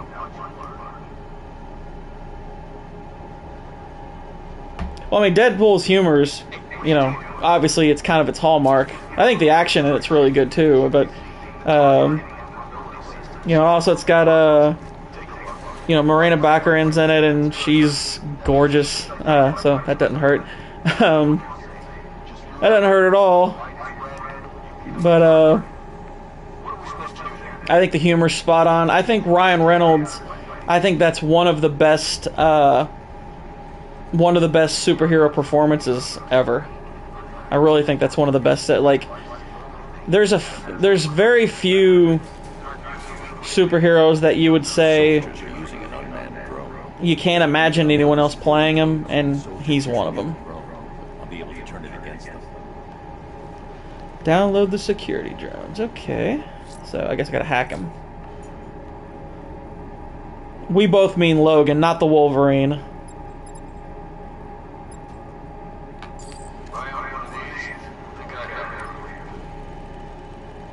The Wolverine's okay. Now I can turn that drone against them. The Wolverine's okay, it's just the ending of the Wolverine, you can tell that the studio interfered with it. If I can find the control panel, I should be able to override. There was a lot of studio interference with the Wolverine's ending, and it really hurt the film, because I mean, it was, like, the first, like, 2/3 of the Wolverine are really good. And then the studio got in the way of the rest of it, and it was like, oh, they kind of turned the whole thing into a mediocre affair with that ending. Because the ending sucks. That ending sucks. Yeah, exactly. It's the Wolverine's really good up to the last. And here's the thing: most people might not agree with me on this. X-Men Origins doesn't actually get bad for like the first 40-45 minutes of X-Men Origins is not bad. It's just so like that first act of the. I mean, I don't know exactly how long the movie is, so that's either like the first third or maybe even it's probably a little less than half of it, but the first 40-45 minutes of X-Men Origins is actually pretty good. Like, I was sitting there watching it, and I was like, this isn't a bad movie. Why does everybody hate this movie? And then the rest of the movie happened. And I was like, oh, that's what it is. It's freaking terrible. It's such a terrible movie after that. It's kind of crazy what happens to that movie in that last, you know, what, like 2/3, like really once he goes to that place where the real big fat guy is in the boxing ring, I was like, what the heck just happened to this movie? It just and it goes off the rails in every way after that. That's the weird thing, is like it went from being, you know, interesting and having this cool setup to where, you know, you have him like doing stuff with his brother and with, you know, Wade Wilson and that whole unit, and I was like, this actually isn't half bad. And then it completely falls apart after that, and I'm like, what the heck just happened? I don't quite get what I'm doing here. What am I doing here? It was bad before that. It got bad before that. Like, really, once the... I mean, because I can't remember the actor's name. I don't even fully remember the name of the character who he's playing, the really big fat guy. Like, because the movie felt pretty serious before that. So then, like, when he gets to that big fat guy and everything, it feels like completely different from the rest of the movie. Like, it felt like the entire film just, like, completely changed. And, like, went from being this really interesting, serious superhero movie to, like, this really outrageous thing. And it didn't work. Like, and the special effects after that get horrible. Like, they like CGI'd his claws all weird and stuff, and it looks terrible. Yeah, Blob, that's who it is. Like I know he's supposed to look like that, but I'm like, they probably should have just held off on that. Just not done it. I wouldn't have done it at all. And it sucks because I like the actor they have playing him. That guy's a really good villain. But yeah, but sewing Deadpool's mouth shut was just, you know, that was the icing on the crap cake. That's what that was. That was just the last straw.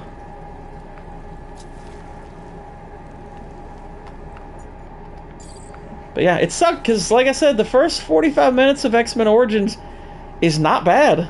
It's not bad.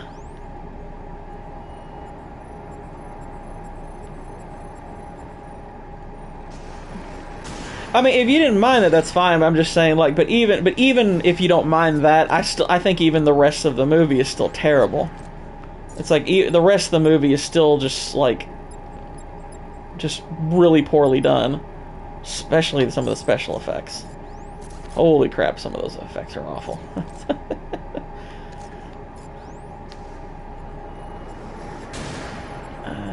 Okay, I think that's good. Now get me the Riddler trophy. Question Man.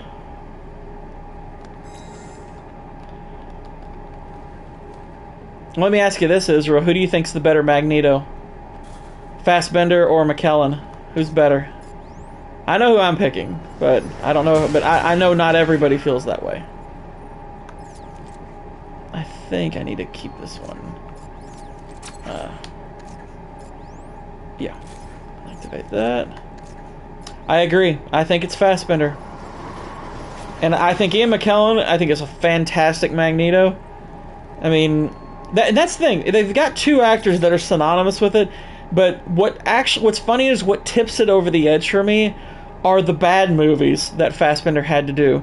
Because, like X-Men Apocalypse, that's not a good movie. It's not a terrible movie, but it's not a good movie. But he's great in it. Like, he's fantastic in it. So it's like, why didn't y'all focus completely on him? Because he's great. To me, the mistake from X-Men Apocalypse on is that they focused on Jennifer Lawrence. And they made her kind of almost like the de facto lead. And I'm like, what are you doing? Like, Jennifer Lawrence, as far as the younger castings, she's the one who I don't like as much. I don't like Mystique being a main character. But yeah, McAvoy, I think he's great.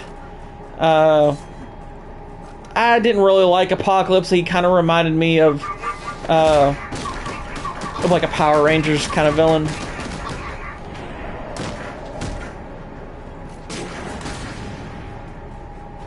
Well, it's not that, I mean, yeah, I don't necessarily disagree that I do think in a lot of ways she stopped trying, but I also think, yeah, and you're right, she's phoning in a performance, and the problem is that she's phoning in a performance where they've made her the main character. And I'm just like, you've got Michael Fassbender and, you know, James McAvoy, who are fantastic actors. And you've got her being your lead. And I'm like, that doesn't make a lick of sense. It's like, let them carry the movie. They're a lot better than she is. Like, I think Jennifer Lawrence is a really good actress, but she is wildly overrated. She is wildly overrated. And never should have won Best Actress. Well, yeah, Jean Grey, that's the obvious one. Sophie Turner's terrible as Jean Grey. My gosh, she's terrible. But the good thing that they kind of did with her is they didn't really do much with her starting off, and I was like, yeah, that was probably for the best. But I'll tell you know what's funny is, I'll tell you who they could have gotten for her in hindsight that probably would have been great, is that actress that was at the top of that list that I had on Facebook, Olivia Cook. She would have been freaking awesome in that role. I think she looks the part better, and she can act. Sophie Turner, I'm sorry, she can't act. I didn't even really like her in Game of Thrones that much. I think she got better over the course of the show, but I don't think she's that good of an actress at all.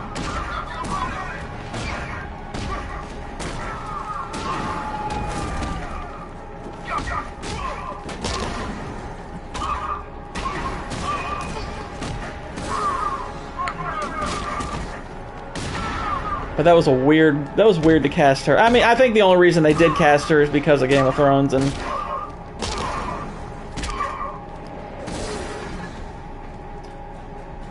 let's see, Jennifer has the performance of any franchise that... You'll have to reword that. I'm not quite sure what you're saying, Jalen. She's good in the Hunger Games movies. She's good I mean, I'll say that she's good in those. I mean, I don't think she's anything special in them, but I don't think the Hunger Games movies are anything special, so I think they're fine.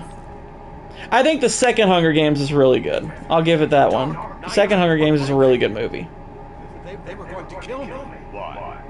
But, I mean, it's a very mediocre franchise for the most part. First one's good. I'd say the second one's really good. Third and fourth one are just, eh.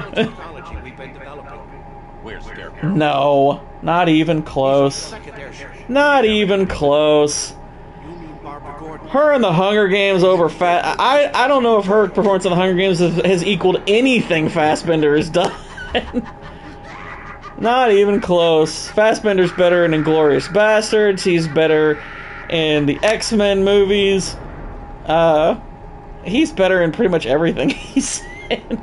The only, like, Jennifer Lawrence performances I think are great performances are, I would say Winter's Bone, she's great in that. I would say she's great in that, and even though I don't think she deserved an Oscar for it, she is great in Silver Linings Playbook. I don't think she should have won for it. I think Jessica Chastain should have won that year, but she does do a great job in that movie. And I would even say she's actually pretty great in she's great in American Hustle too. She is great in that. I'd give her that. But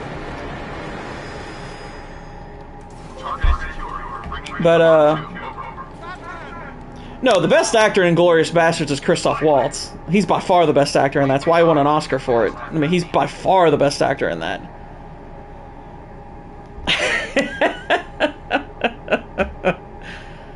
I don't know if it's quite that bad, but it's pretty funny. That's pretty funny. Mark Sanchez. That's good.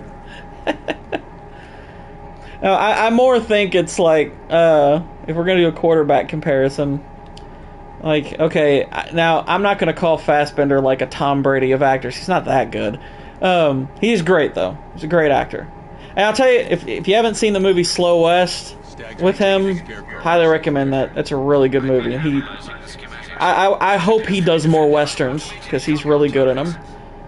But if he's like a Peyton Manning actor, then Jennifer Lawrence is Peyton Manning's wife doing HGH. That's what she is. That's what she's gonna be. That's what I'll give her. She's the wife of the great quarterback. But no, the Hunger Games, I'm like, it's fine. It's fine. I don't think anything about the Hunger Games, whether we're talking, you know, acting, action, storytelling. The story is a ripoff anyway. The story's a ripoff. So, like, nothing about the Hunger Games I consider great. I think it's fine. It varies from mid to fine. But it 100% is a ripoff of Battle Royale.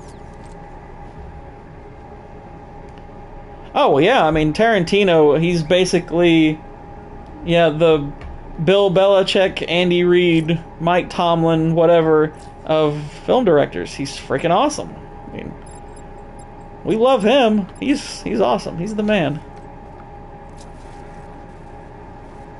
But here's the thing. If he's Belichick or whatever, then his Tom Brady is actually Sam Jackson. I mean, that's really what it is. It's Sam Jackson, or maybe even DiCaprio, but it's probably more Sam Jackson. It's probably more Sam Jackson. But he does great with everybody, and he elevates a ton of people. He's fantastic. Love him. Tarantino's one of the few directors out there that if he does a movie, I have to go to the theater. Like, and it sucks that he's only going to do one more movie, because I'm sure he could do more good ones if he wanted. But it appears that this, whatever his next movie is, that's going to be it. So, I am both looking forward to it and not looking forward to it. Because I don't want to see it end.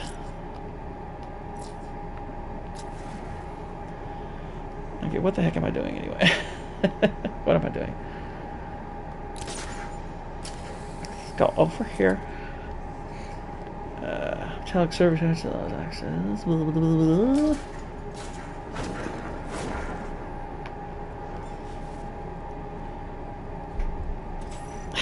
He does die a lot in his movies. That's true. Dies a lot. That's okay.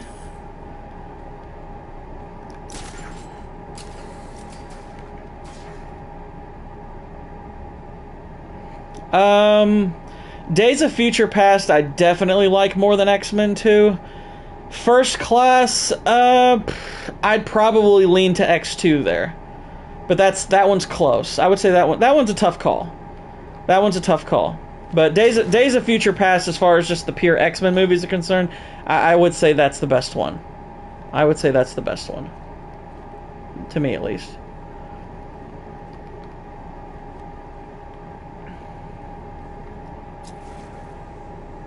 Yeah, I need to get in there. That's where I need to go. Is this the way? Is this how? It's not how? How? Because that's where it looks like I need to go. Or I need to unlock that. I blame you all. I should be paying attention to what these people say. Joker, help me out here. What do I do? Do I go in here? Let's go in here. No, I don't want to do that. I want to hack it. I want to Nathaniel Hackett. There must be another stability terminal nearby that I can override. Okay, that's what I'm looking for. A stability terminal. And that's it, probably.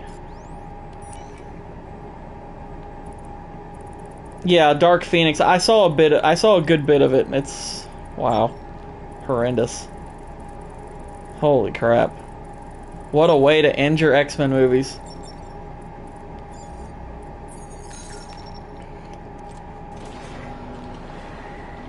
Let's take a steaming dump on the whole franchise. Oh, I'm being shot. That's not very nice.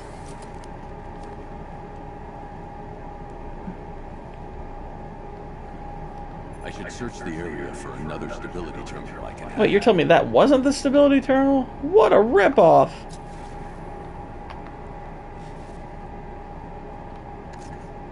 That's nothing.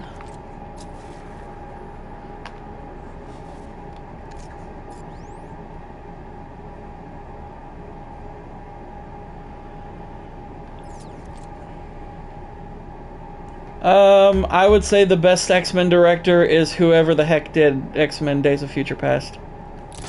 Or James Mangold doing Logan. I don't want to really give Bryan Singer praise, though, to be honest, because he's such a pervert. That's the other thing. I don't want to give him praise. He's a pervert. He's not a good dude. He's not a good dude.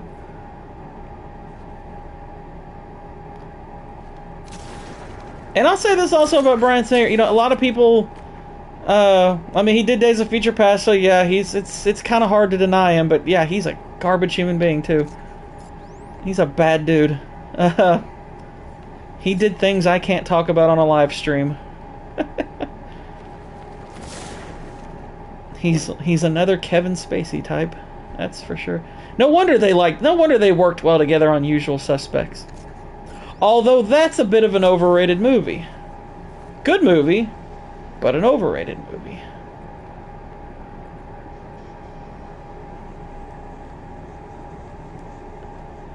It's a good movie with a great ending. I'll put it that way.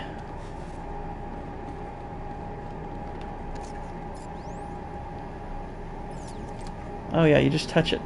I'm stupid.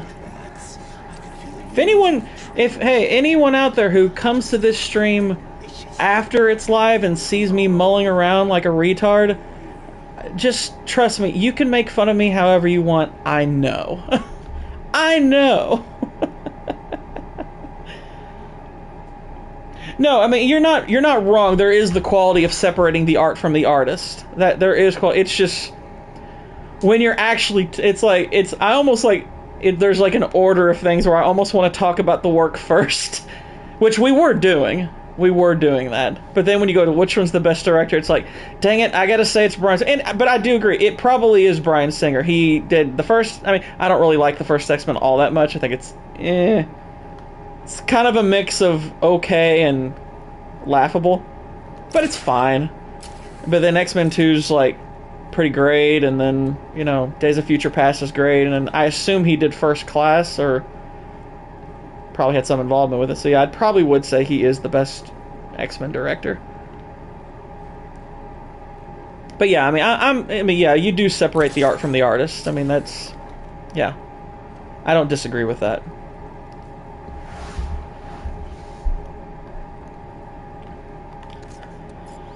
All right, let's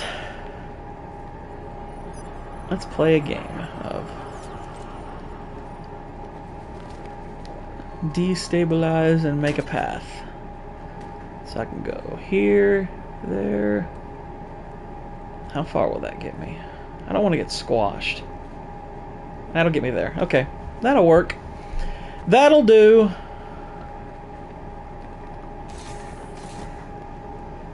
Did you think you stopped me in these chemicals, Batman? I like his evil voice. Gotham is mine to do with as I please. And the same thing be said of your friend. Poor little bar of gold. Close your eyes. You see her. Cowering in the dark. Come on. Cursing the hero who failed her. She has become your weakness, your obsession, dragging you Alright. deeper into the abyss. So we'll lock that. I could have her killed right now. We're gonna have to do this block by block, really. But I have other plans in store for both of you. Yeah, I definitely agree that McAvoy's a better Professor X than Stewart. I think people are nostalgic about Stewart because of, you know, him being in Star Trek. And that's not to say he wasn't a great, you know, Professor X. I mean, he did a really good job with it. I'm not going to take that away from him or anything, but I think McAvoy's way better. I really think he's, like, way better in the role. So, yeah, I would agree there. Alright, let's see how this... Okay, okay.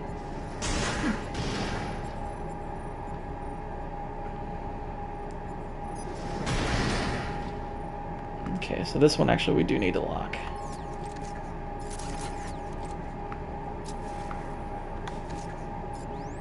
Tilt. Yeah, this isn't tedious at all. I would agree he looks the part more, but looking the part to me is secondary to how you portray it. It's like, I like when actors look the part, that's great, but I don't think that's paramount necessarily. I think there's, I mean, like, to me, a really good example, you know, and we brought up Fassbender earlier. This actually is a role I forgot about for a second. It's one of his best. Very close together, two actors played Steve Jobs, Michael Fassbender and Ashton Kutcher. Now, if you look at Ashton Kutcher in his portrayal, he looks like Steve Jobs. Like, looks like him a lot. But his performance sucks. I mean, the performance isn't good. Whereas Fassbender really doesn't look like him all that much, but dang, he does a great job in the role. I mean, he is fantastic in that movie. That's a very underrated movie. But, so, looking the part, that's great. I mean, granted, now, if you're saying that you think their acting is more or less the same, but McAvoy, or, Stewart takes the edge because he also looks the part, then I'd be like, okay, yeah, I get that. I would get that. But, to me, I'm more just looking at the performance itself. You know, I think both are great. I don't really think you can go wrong either way. But I do think McAvoy is a bit more of an interesting one. Look about what happened down there. I wasn't trying to kill you. I was trying to kill your mind. So, we still pals? Oh no, I knew you weren't talking about that. I'm not talking about best overall performance. I'm saying, like, just an example of the difference between, like, looking the part and acting the part. I was just bringing up Fassbender as an example of that as far as looking and acting a part.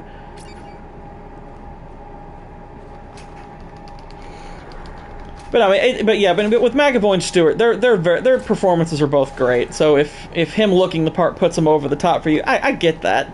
I get that. It's just I'm mostly just gonna look at the acting part, and I think he's somewhat better. Not by a lot though.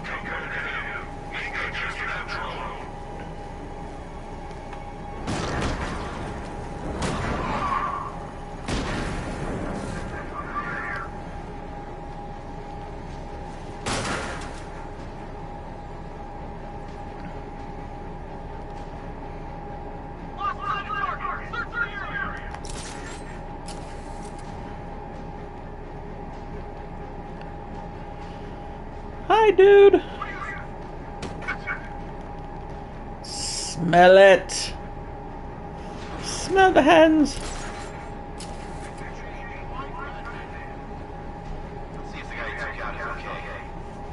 Do I think Bale was the best Wayne and Batman?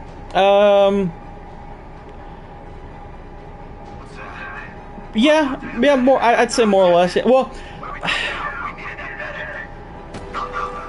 I'm not sure if I would say he's the best Bruce Wayne. That's close. I would say he's my favorite Batman as far as the live-action ones are concerned. But best Bruce Wayne is pretty close between him and Keaton. I really like Keaton's Bruce Wayne. I think he's an excellent Bruce Wayne. So that one's actually pretty close. But on the overall, I am gonna pick Christian Bale.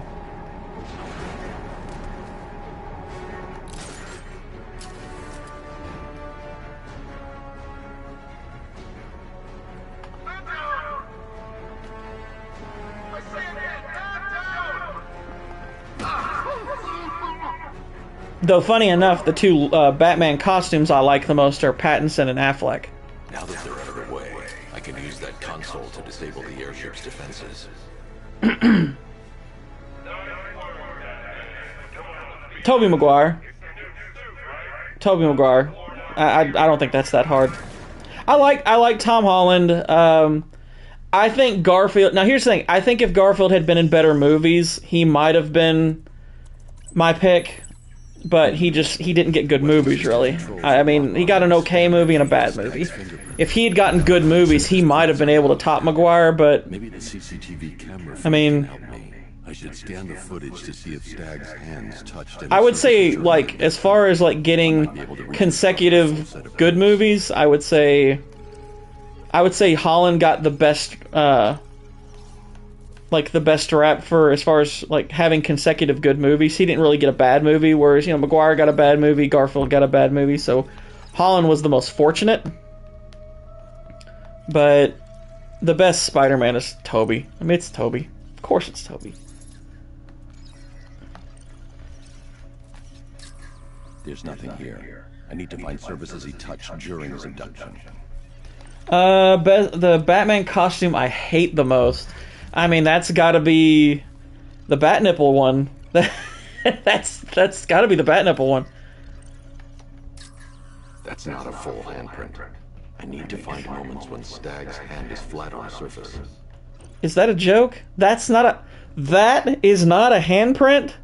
Are you... He isn't leaving any fingerprints in this. Are you sure? His hand is right on the ground. Are you sure, Batman? Okay. Okay, you're the world's greatest detective. I'll take your word for it. But I'm pretty sure his hand was on the ground there. I feel like a football announcer right now. His hand was on the ground. It's clearly touching. What? What kind of prints are you looking for? Am I missing some? Are it supposed to be like face prints? It must be a specific hand.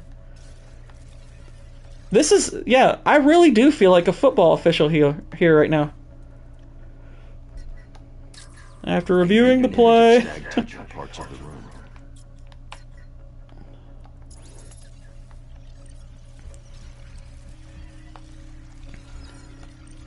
Scroll through the footage.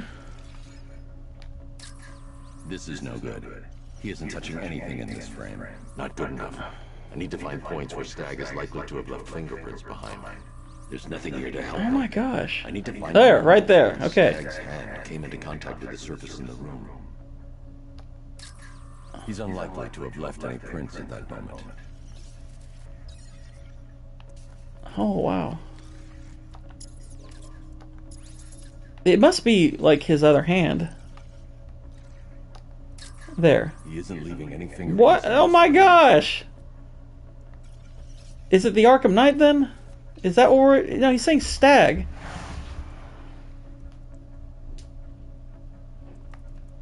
That's a fair enough balance between them. I need an image of Stag touching parts of the room. Are you kidding me right now? Look, there's him touching. That's a touch. That's not a full handprint. Oh my gosh. When Stag's hand is flat on a surface. You mean like the ground? Like it was just now? Just now? That doesn't count? This is no good. He isn't touching anything in this frame. Are you kidding me? That's not touching anything. Batman, you'd make a great NFL official. I'll be honest, Israel. Well, number one, you're wrong. Tom Holland is not terrible. I like Tom Holland. And I like him as Spider-Man. I like him. I think he does a really good job. Honestly, though, if Arnold's Mr. Freeze was in this game, I'd like it. Because Arnold is the only enjoyable thing about Batman and Robin.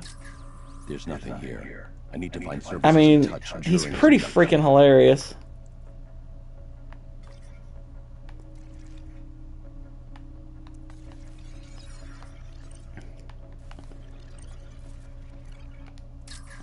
He's unlikely to have left any prints in that moment. Oh my gosh, this is stupid. This is really stupid. Leave prints on what? This won't help. I need to see if Stag touched anything on his way out. Like that? Like the ground? Like I need an image of Stag touching parts of the room. I've shown about 900 examples of this. Batman, you're a terrible NFL official. Which means you'll be working the Super Bowl. See the hand? Not good enough. I need to find points where Stag is likely to have left fingerprints behind. That'd be interesting. I don't know if their interplay would have been as good as, you know, Bale and him. Like, Bale and Ledger together were freaking awesome. They were so good together.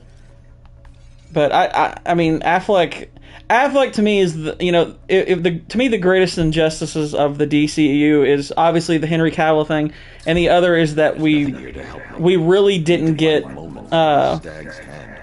anything really great from what Ben Affleck was doing as Batman when we could have, because I think he was doing a really good job. I think his look was fantastic. He isn't leaving any fingerprints in this frame.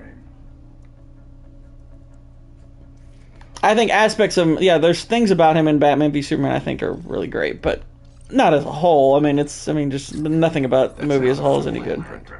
I need to find moments when Stag's hand is flat on a surface. Oh my gosh. This is stupid.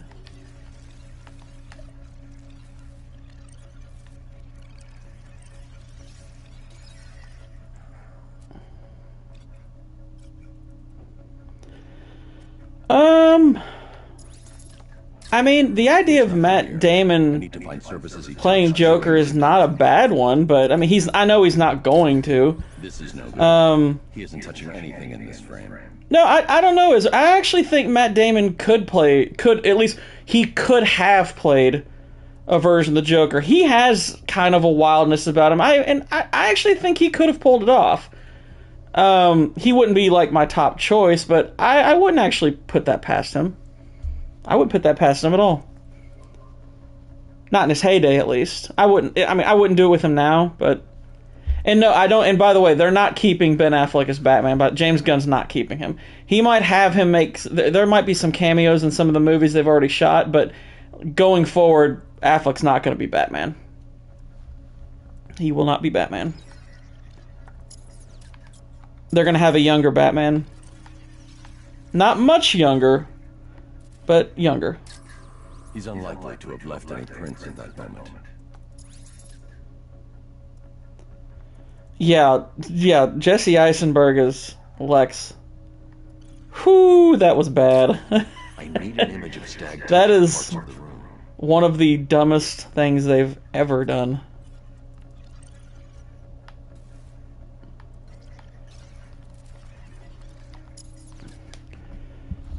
Okay, give me a sec. This is pissing me off, to be perfectly honest with you right now. My gosh.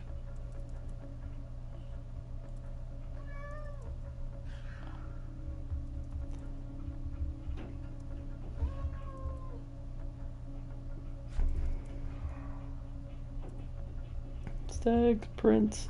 That's right, I'm cheating. I'm looking it up because, quite frankly, I think this is stupid.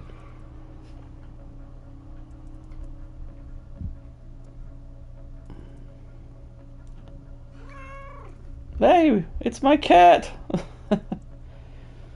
Yeah, Michael Shannon was great as General Zod. That was fantastic casting. Loved that. Shannon's a great actor. And by the way, he's from Lexington, Kentucky. He's another Kentucky actor. Him, George Clooney, Johnny Depp, Jennifer Lawrence, all from Kentucky. And a few others.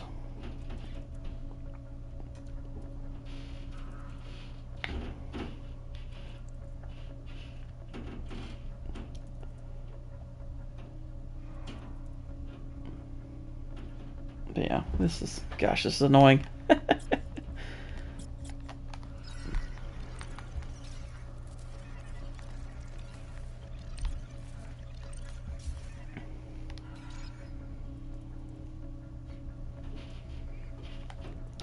It might be that, hang on, maybe that's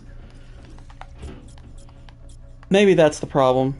I know what I do. You know what? I don't even need to look it up. I'm just now realizing what I'm doing wrong, and I'm, again, being stupid. I'm being stupid.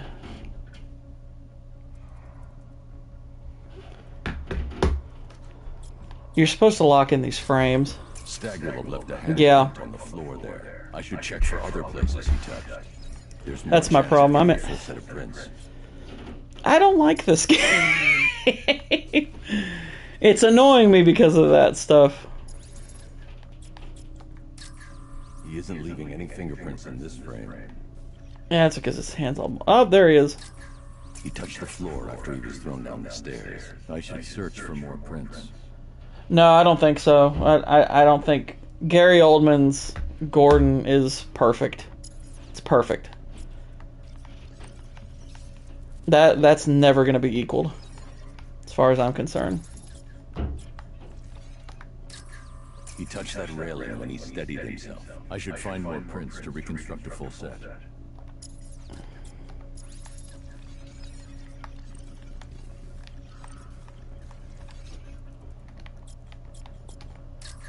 That's not a full handprint. I need to find moments when Stag's hand is flat. Stag left a handprint near the exit to the room. I know where Stag left his prints. Now I just have to scan those locations. Oh, what's the deal here? Reconstructing a match using all these itty-bitty pieces? Oh, and speaking of itty-bitty pieces, what do you think they're going to do to Barbara? I've got an index fingerprint here. 3 locations left to scan. You know, if Batman really, like, absolutely had to have 4 different examples of the handprint, he's really lucky it happened 4 times. What I think of Snyder's Watchmen, I think it's his best movie. I think Watchmen is the most underrated superhero movie probably ever made. I think that is a dang good movie. I really, really like Watchmen a lot. I think Watchmen is freaking awesome.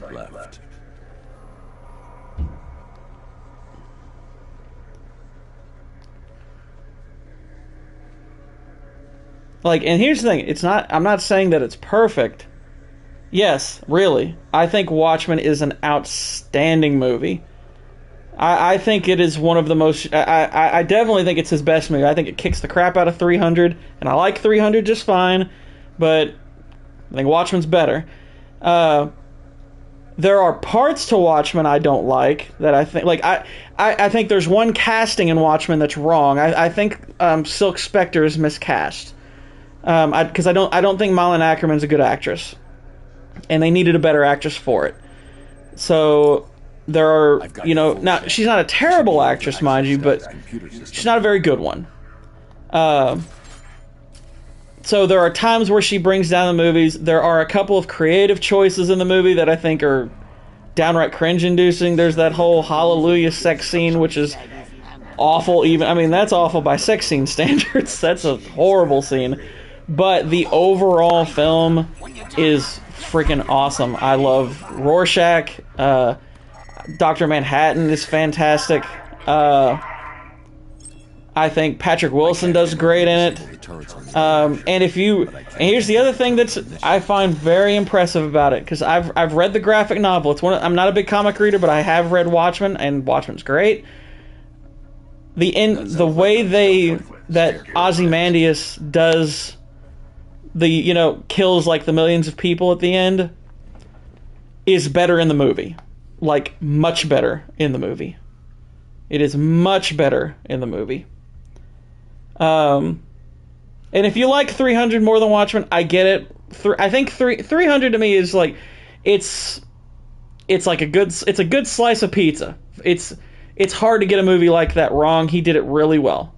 I have not seen the second one, so I can't judge that one. But Watchmen kind of blew my mind. Not gonna lie. I was really impressed with it because it's very different.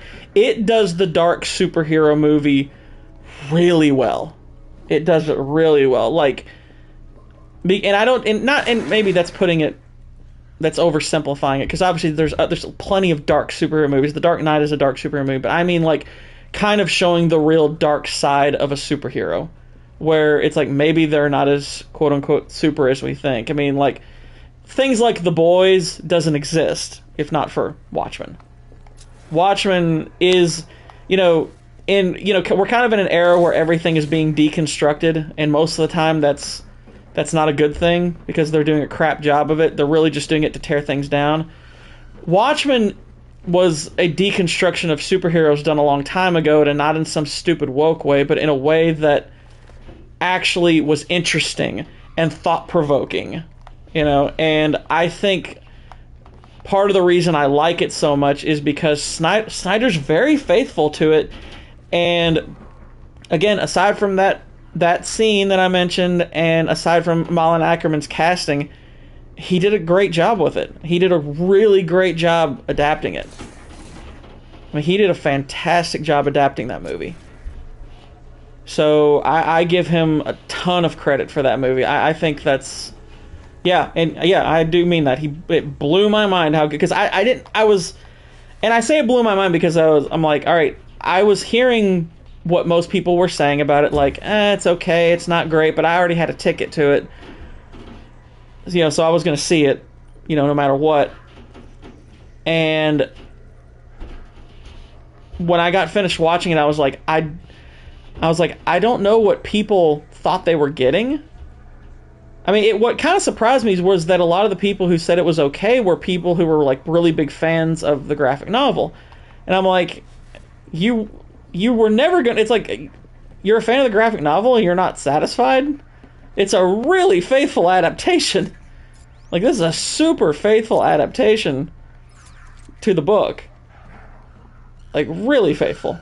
So, what aren't you liking about it? But yeah, I think it's excellent. I think it's excellent. You know, it's kind of like the way I described Return of the Jedi. I think it's a flawed masterpiece. I really do. I think that's a flawed masterpiece. I would call that the most underrated superhero movie ever made.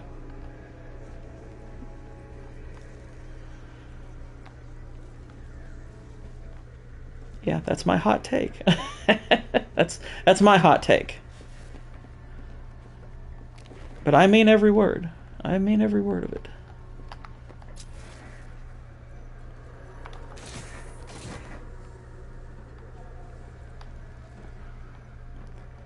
Okay, I'm supposed to go in that direction. I need to listen to Batman. He's telling me what I'm supposed to do, and I'm just not listening. Pursue Scarecrow, track down Stag, your blah blah blah. Whatever.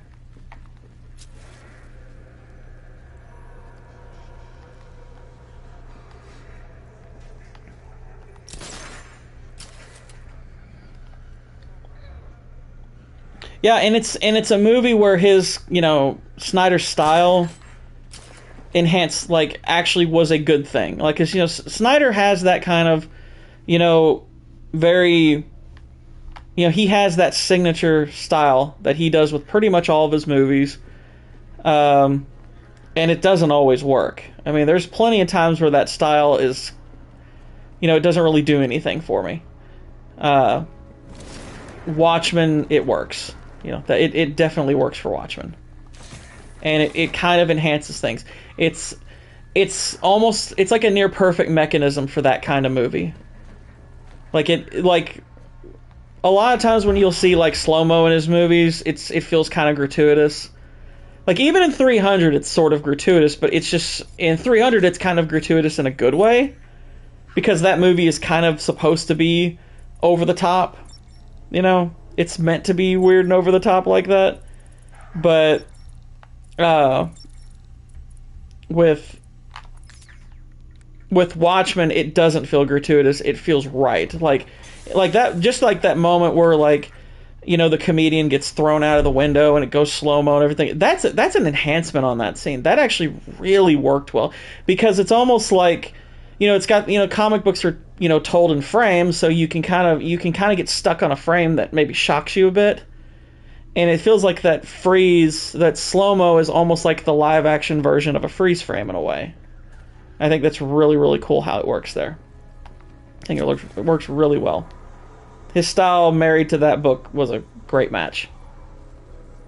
And I honestly don't get why so many people were down on it, because I think the good thing is that a lot of people have warmed up to it over the years. I think that's good. But, you know, I mean, obviously mainstream audiences are a little bit more lukewarm on it. But I am more and more seeing people that do like it a lot and appreciate it. His so-called Arkham Knight. What have you found? Nothing, sir. None of the former Arkham City inmates who remain unaccounted for fit the Knight's profile. But yeah, Watchmen's fantastic. Love it. When Joker took over the asylum, dozens of inmates escaped. Love it. Focus on young men with military experience. Downloading the files now, sir.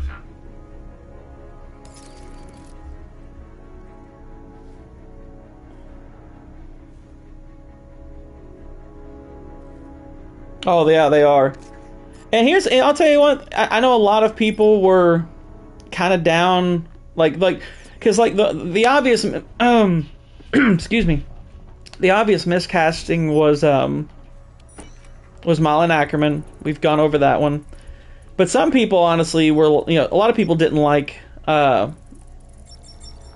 Matthew Good as Ozymandias, and I get that he is a far cry from Ozymandias in terms of his look. He does not look the part all that much, but I think acting wise he's excellent. I have no problem with his casting, because I think it's just as far as the acting goes, I think he's great in that role.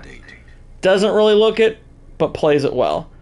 But yeah, Jeffrey Dean Morgan and Jackie Earle Haley are phenomenal. They're absolutely phenomenal.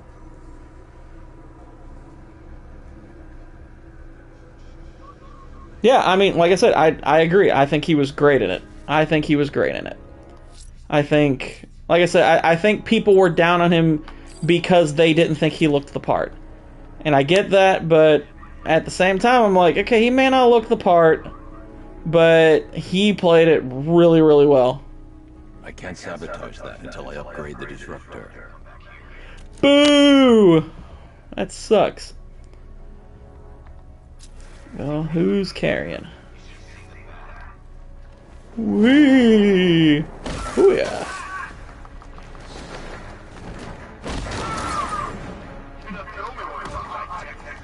Oh yeah, Patrick Wilson was fantastic.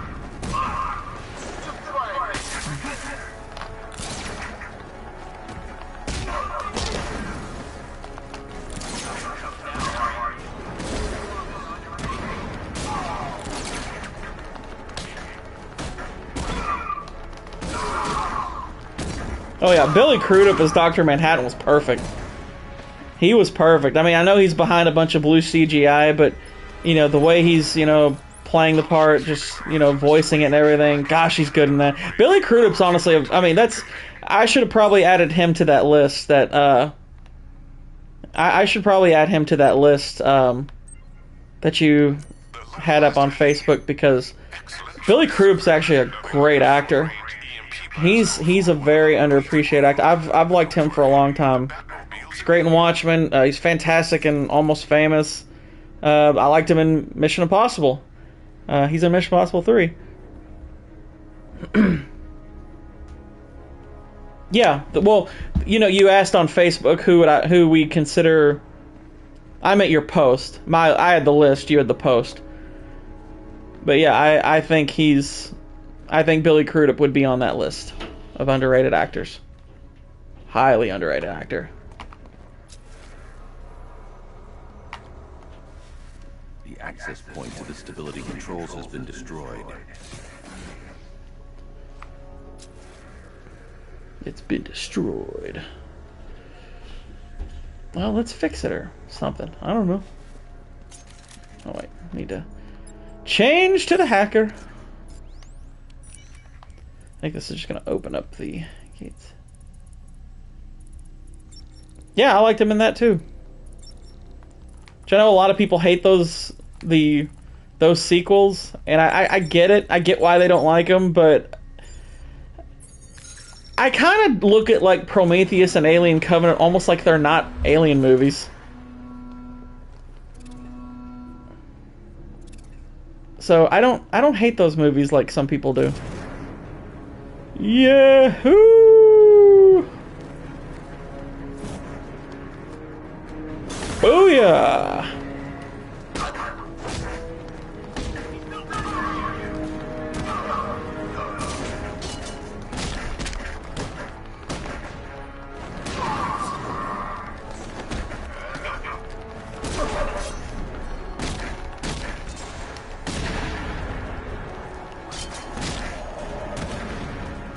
Oh, that was cheap.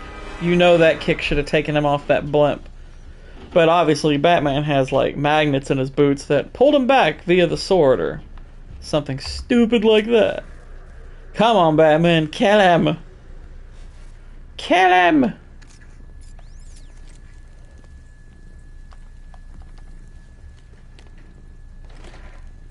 It's locked. I'm screwed.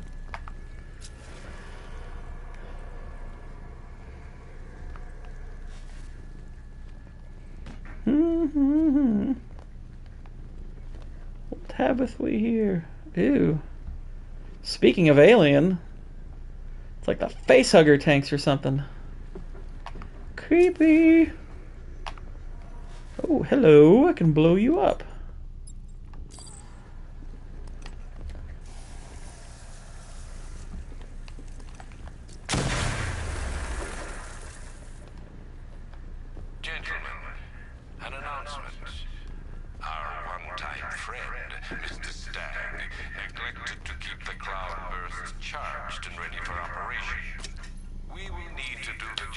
Yeah, I think I do remember him saying that. I do think I remember him saying that. It's high up on my list. It's high up on my list. I'd probably have it in my top 5. I'd want to give it thought, but it's probably in my top 5.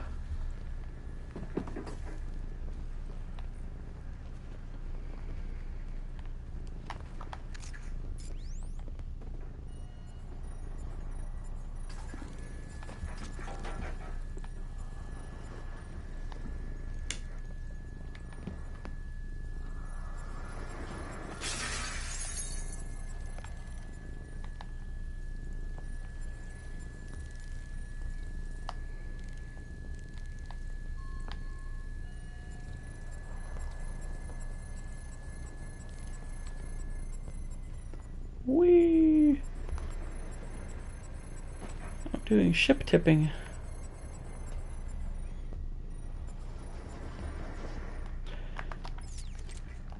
Yeah, it's a great movie. It is a great movie. I definitely recommend rewatching it.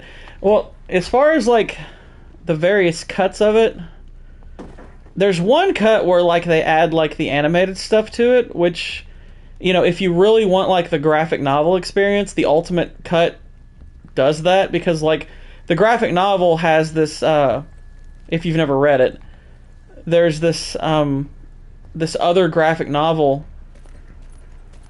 that this character is reading during the events of Watchmen that kind of parallel what's happening.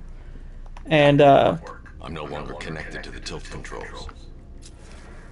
Like the Ultimate Cut kind of adds that element to it, I guess. I don't know if I've actually watched it that way yet, but I'm pretty sure that's what it does. Sounds pretty cool though, so it's a way of watching it that I think would be kind of neat. Oh.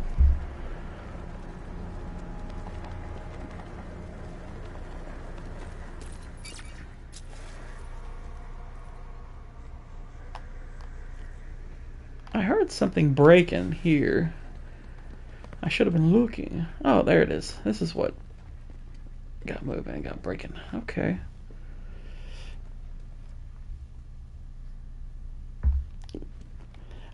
I'll be honest, I'm not surprised that Nolan would say that. That does not surprise me. Like, that does seem like the kind of movie that Nolan would appreciate. Yeah.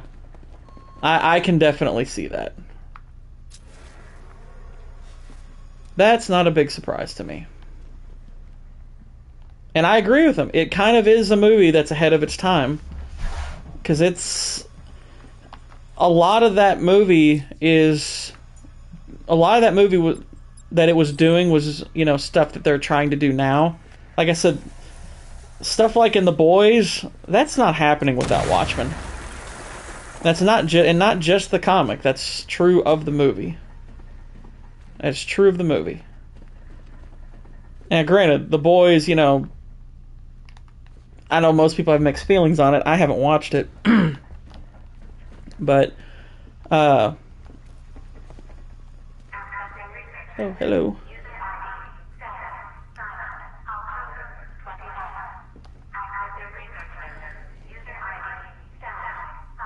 Watchmen absolutely influenced the boys. It absolutely did. That's not even debatable. There's no doubt that the boys was influenced by Watchmen. Human testing has not been the breakthrough I hoped for.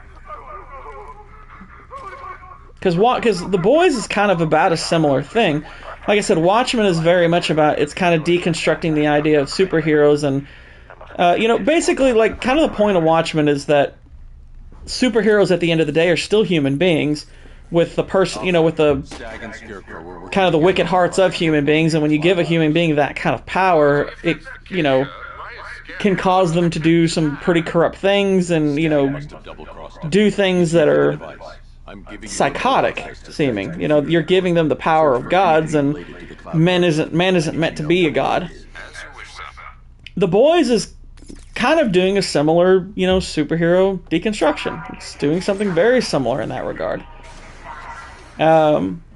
It's doing it in a different way, but it's definitely doing it in a different way. But there is a good deal of Watchmen influence in The Boys. There probably is a bit of Deadpool in it too. I'm not saying Watchmen's the lone source, but I think Watchmen's probably the most obvious source. Like even the names of the superheroes being in and of themselves kind of satirical sounding, that's very much like Watchmen. I mean, if you look at a lot of like the kind of tertiary heroes in Watchmen that aren't main characters, but even a few of the main ones, like Night Owl does not really quite sound like a real superhero name. It sounds almost like a satirical superhero name. So even that notion is kind of from Watchmen.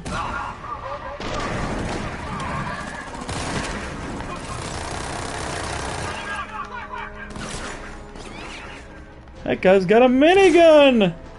Why do they call it a minigun? There's nothing mini about that thing. There's like mini bullets coming out of it, like a lot of them, but it's not small. I thought these were naked people for a second. Glad they're dressed.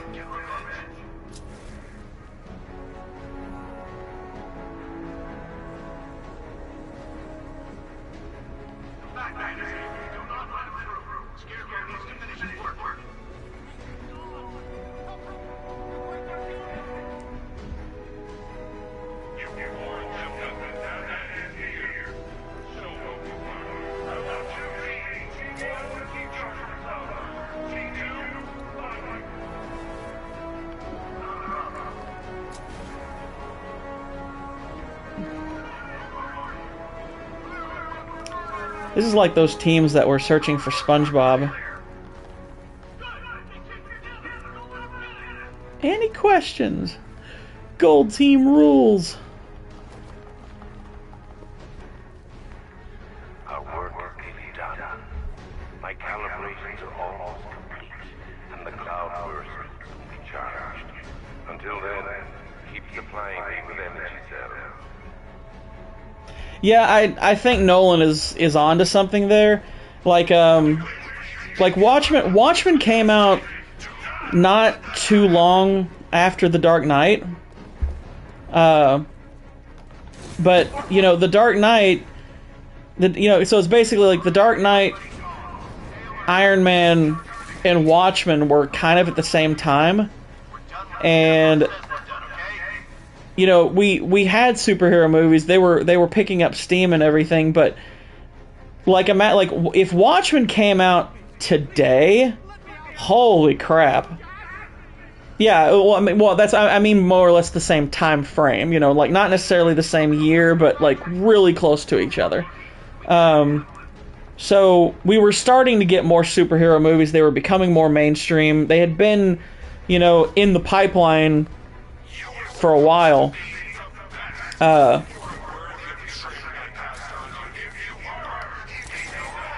But like Watchmen, if it came out today, I think it would absolutely blow people's minds. I think it would be better received by, at least by audiences. I don't know if critics would be cool with it today, but I think audiences would eat it up now.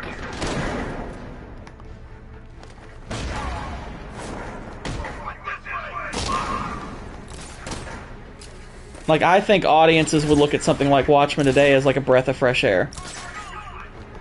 Because now that superhero movies are basically the event, they are the summer, they've become the summer blockbuster almost by themselves. I think now, that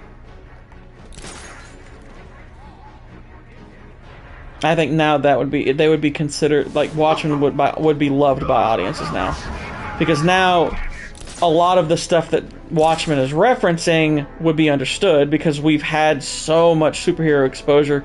So a lot of the tropes and stuff that maybe people weren't as wise to, now they are. Now they know what those are, and they're like, and they'd be like, "Oh, okay, I see what he's doing now."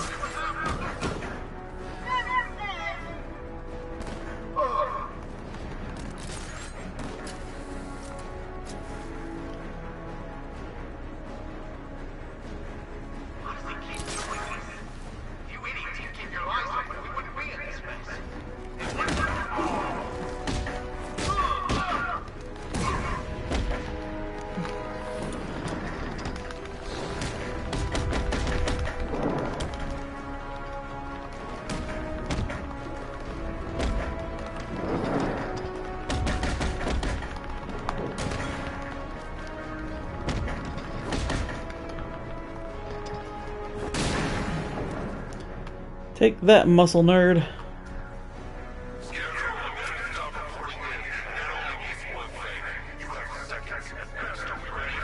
Not yet.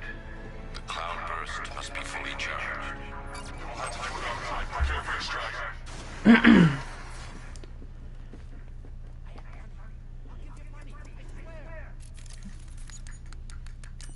Yeah, like, to me, it's like The Dark Knight. And that was kind of the other thing that actually I think kind of hurt Watchmen with everybody was it came out. The Dark Knight I think really was a good way to lay out the groundwork for darker superhero movies. But Watchmen obviously isn't just a dark superhero movie; it's a dark deconstruction, and you probably needed more superhero movies before you actually did it. So I think that if he had, if he had done that movie like a little bit later, at like the Dark Knight would lay the groundwork, and then we'd have a bunch of the MCU, and then like say Watchmen came out like within the last few years, yeah, I think people would have been like, and it wouldn't necessarily require like superhero movies to be on like the downward trend they're on right now. Wouldn't necessarily need that to be the case. You could actually release that movie, around Endgame or Infinity War, and it would have a really good effect, I think. I think people would like really warm up to it. They'd be like, "Oh wow, okay, I see all this stuff that it's talking about. That's really cool."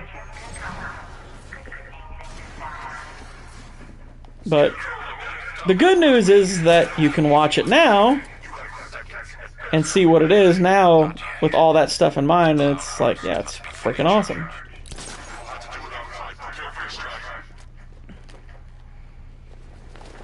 Yeah, I still need to watch that. That's a movie you're ahead of me on. I never actually got around to seeing V for Vendetta. I have it though, so it's something I'll be watching soon. Maybe I'll do a take one on that pretty soon. I know the next movie thing I'm coming out with is Attack of the Clones. I'm working pretty hard on that. I'm about to finish here and go back to work on that, but after that I might do a take one. Maybe I'll do V for Vendetta.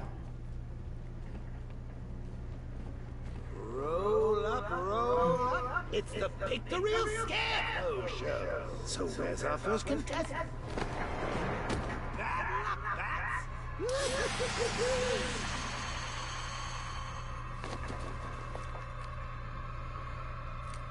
No!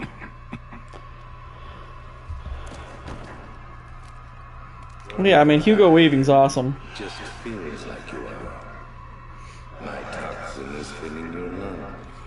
drowning you in your greatest fears. What can you see? A city engulfed It's in Dr. fear, Fauci! betrayed by those who trust Just him. look at those fingers. Your darkest secrets revealed. As I tear your mind apart, Gotham will watch. I will cut that mask from your face, and the whole world will see the fear in your eyes. Then they too will understand. I don't want him to understand. No savior, no more hope, no more Batman. It is. Maybe it's already happened.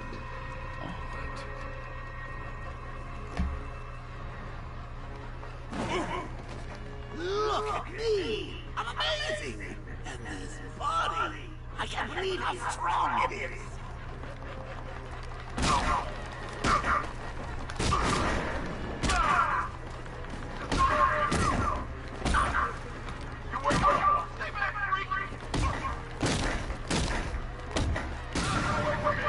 Yeah, if you look at his fingers, there's the... Like, on the index finger, that's Moderna. And then the rest of the fingers are all boosters. You almost killed these men.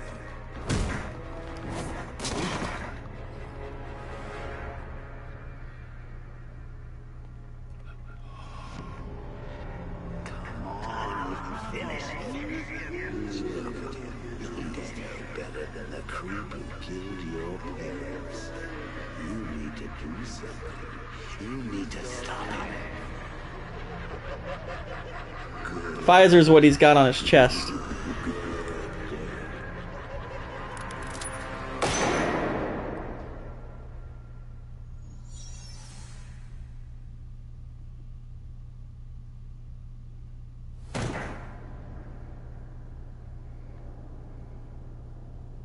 Something's changed. You're different. I prefer to call it a work in progress, but it does show potential. You're trapped. There's nowhere to run. Who said anything about that?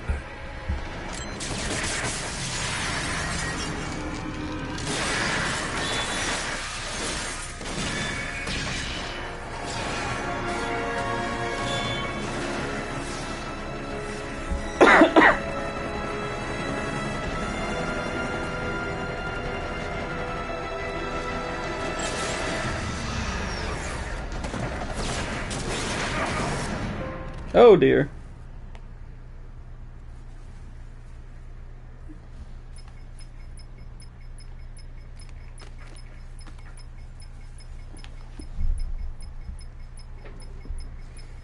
I mean, the Dark Knight's kind of always hovered between like the 9 and 9.1, so it's not... It's actually been at 9.0 longer than any higher. That's still super high on that website, though. And well deserved! Excuse me.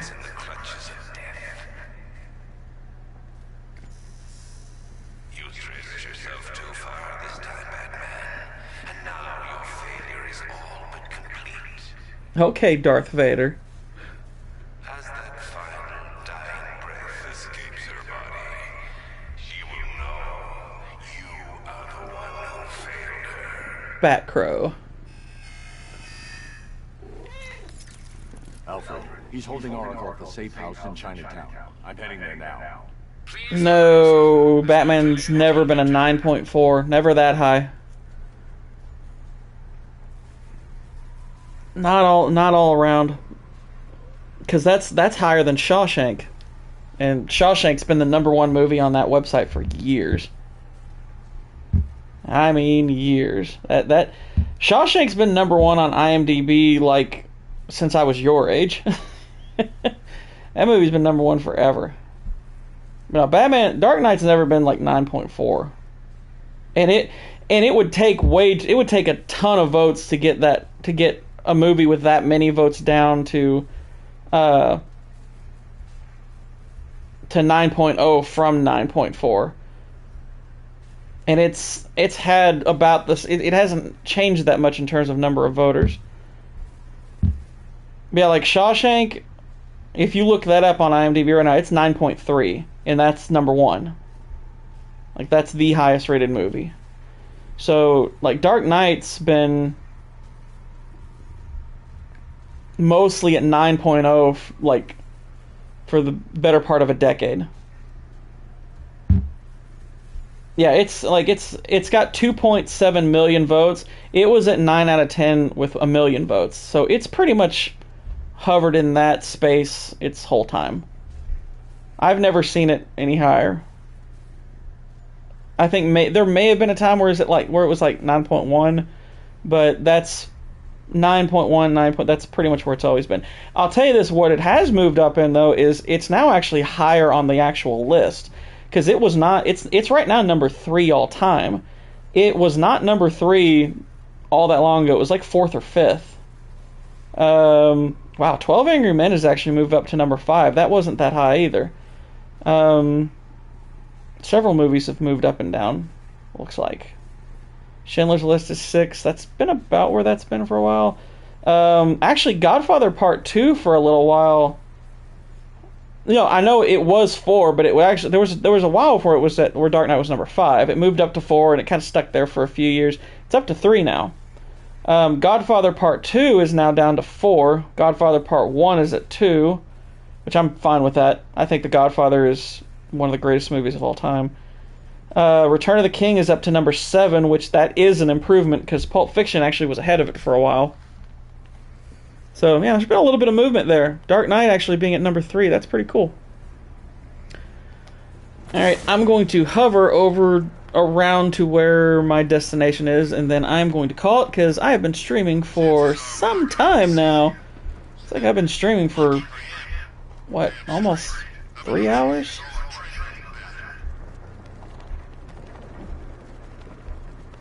Yeah, I've been going on 3 hours almost.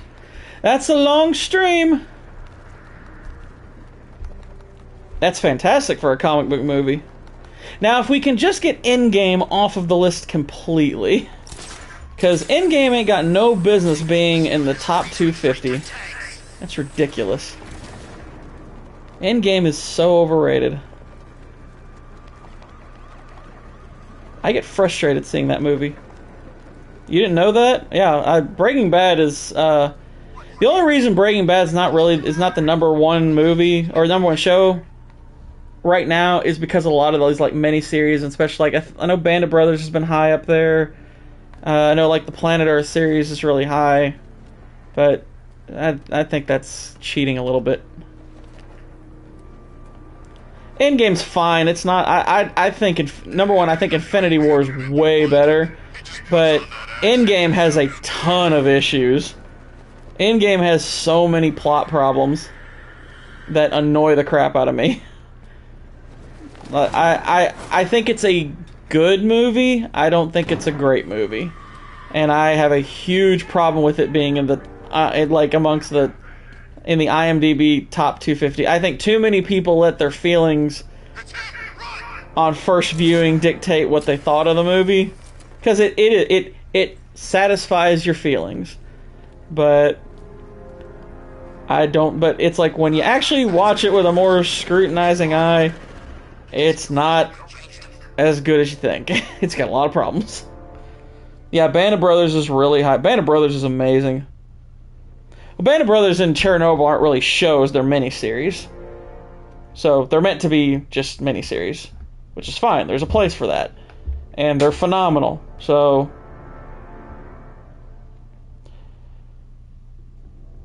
I'm trying to think of what's ahead of Breaking Bad. I know The Last of Us actually started higher, but that was after 1 episode, and that's just people reacting. Breaking Bad right now is number 2 behind Planet Earth. The second Planet Earth series. I think it's just because that's a documentary series basically, and people judge those very different from an actual TV show. I've seen it several times too, Jalen, and like I said, I think Endgame's fine, but I have a ton of issues with it. which when I review it, I'll go over that. There's a guy named Fritzy on YouTube. He breaks down a lot of the reasons why people like me think it's got a whole lot of problems. A whole lot of frustrating problems, but yeah, it's not a bad movie. I'm not saying it's bad, it's just I have a major issue with how it's rated against other MCU movies that are like, I don't like that it's considered one of the best MCU movies when I think there's quite a few of them that are better.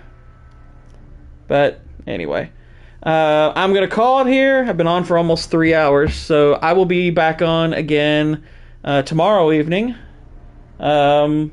Possibly even tomorrow afternoon. I might actually do a little bit earlier tomorrow, like before Aaron does his show. But I'm not sure yet. Depends on what else I do tomorrow. But I'm going to probably aim for earlier. But anyway, it was great hanging out with you all. Thank you to anyone who also watched me or who comes onto the stream later. If you do, like and subscribe, please. I will see you all again soon. Y'all take care.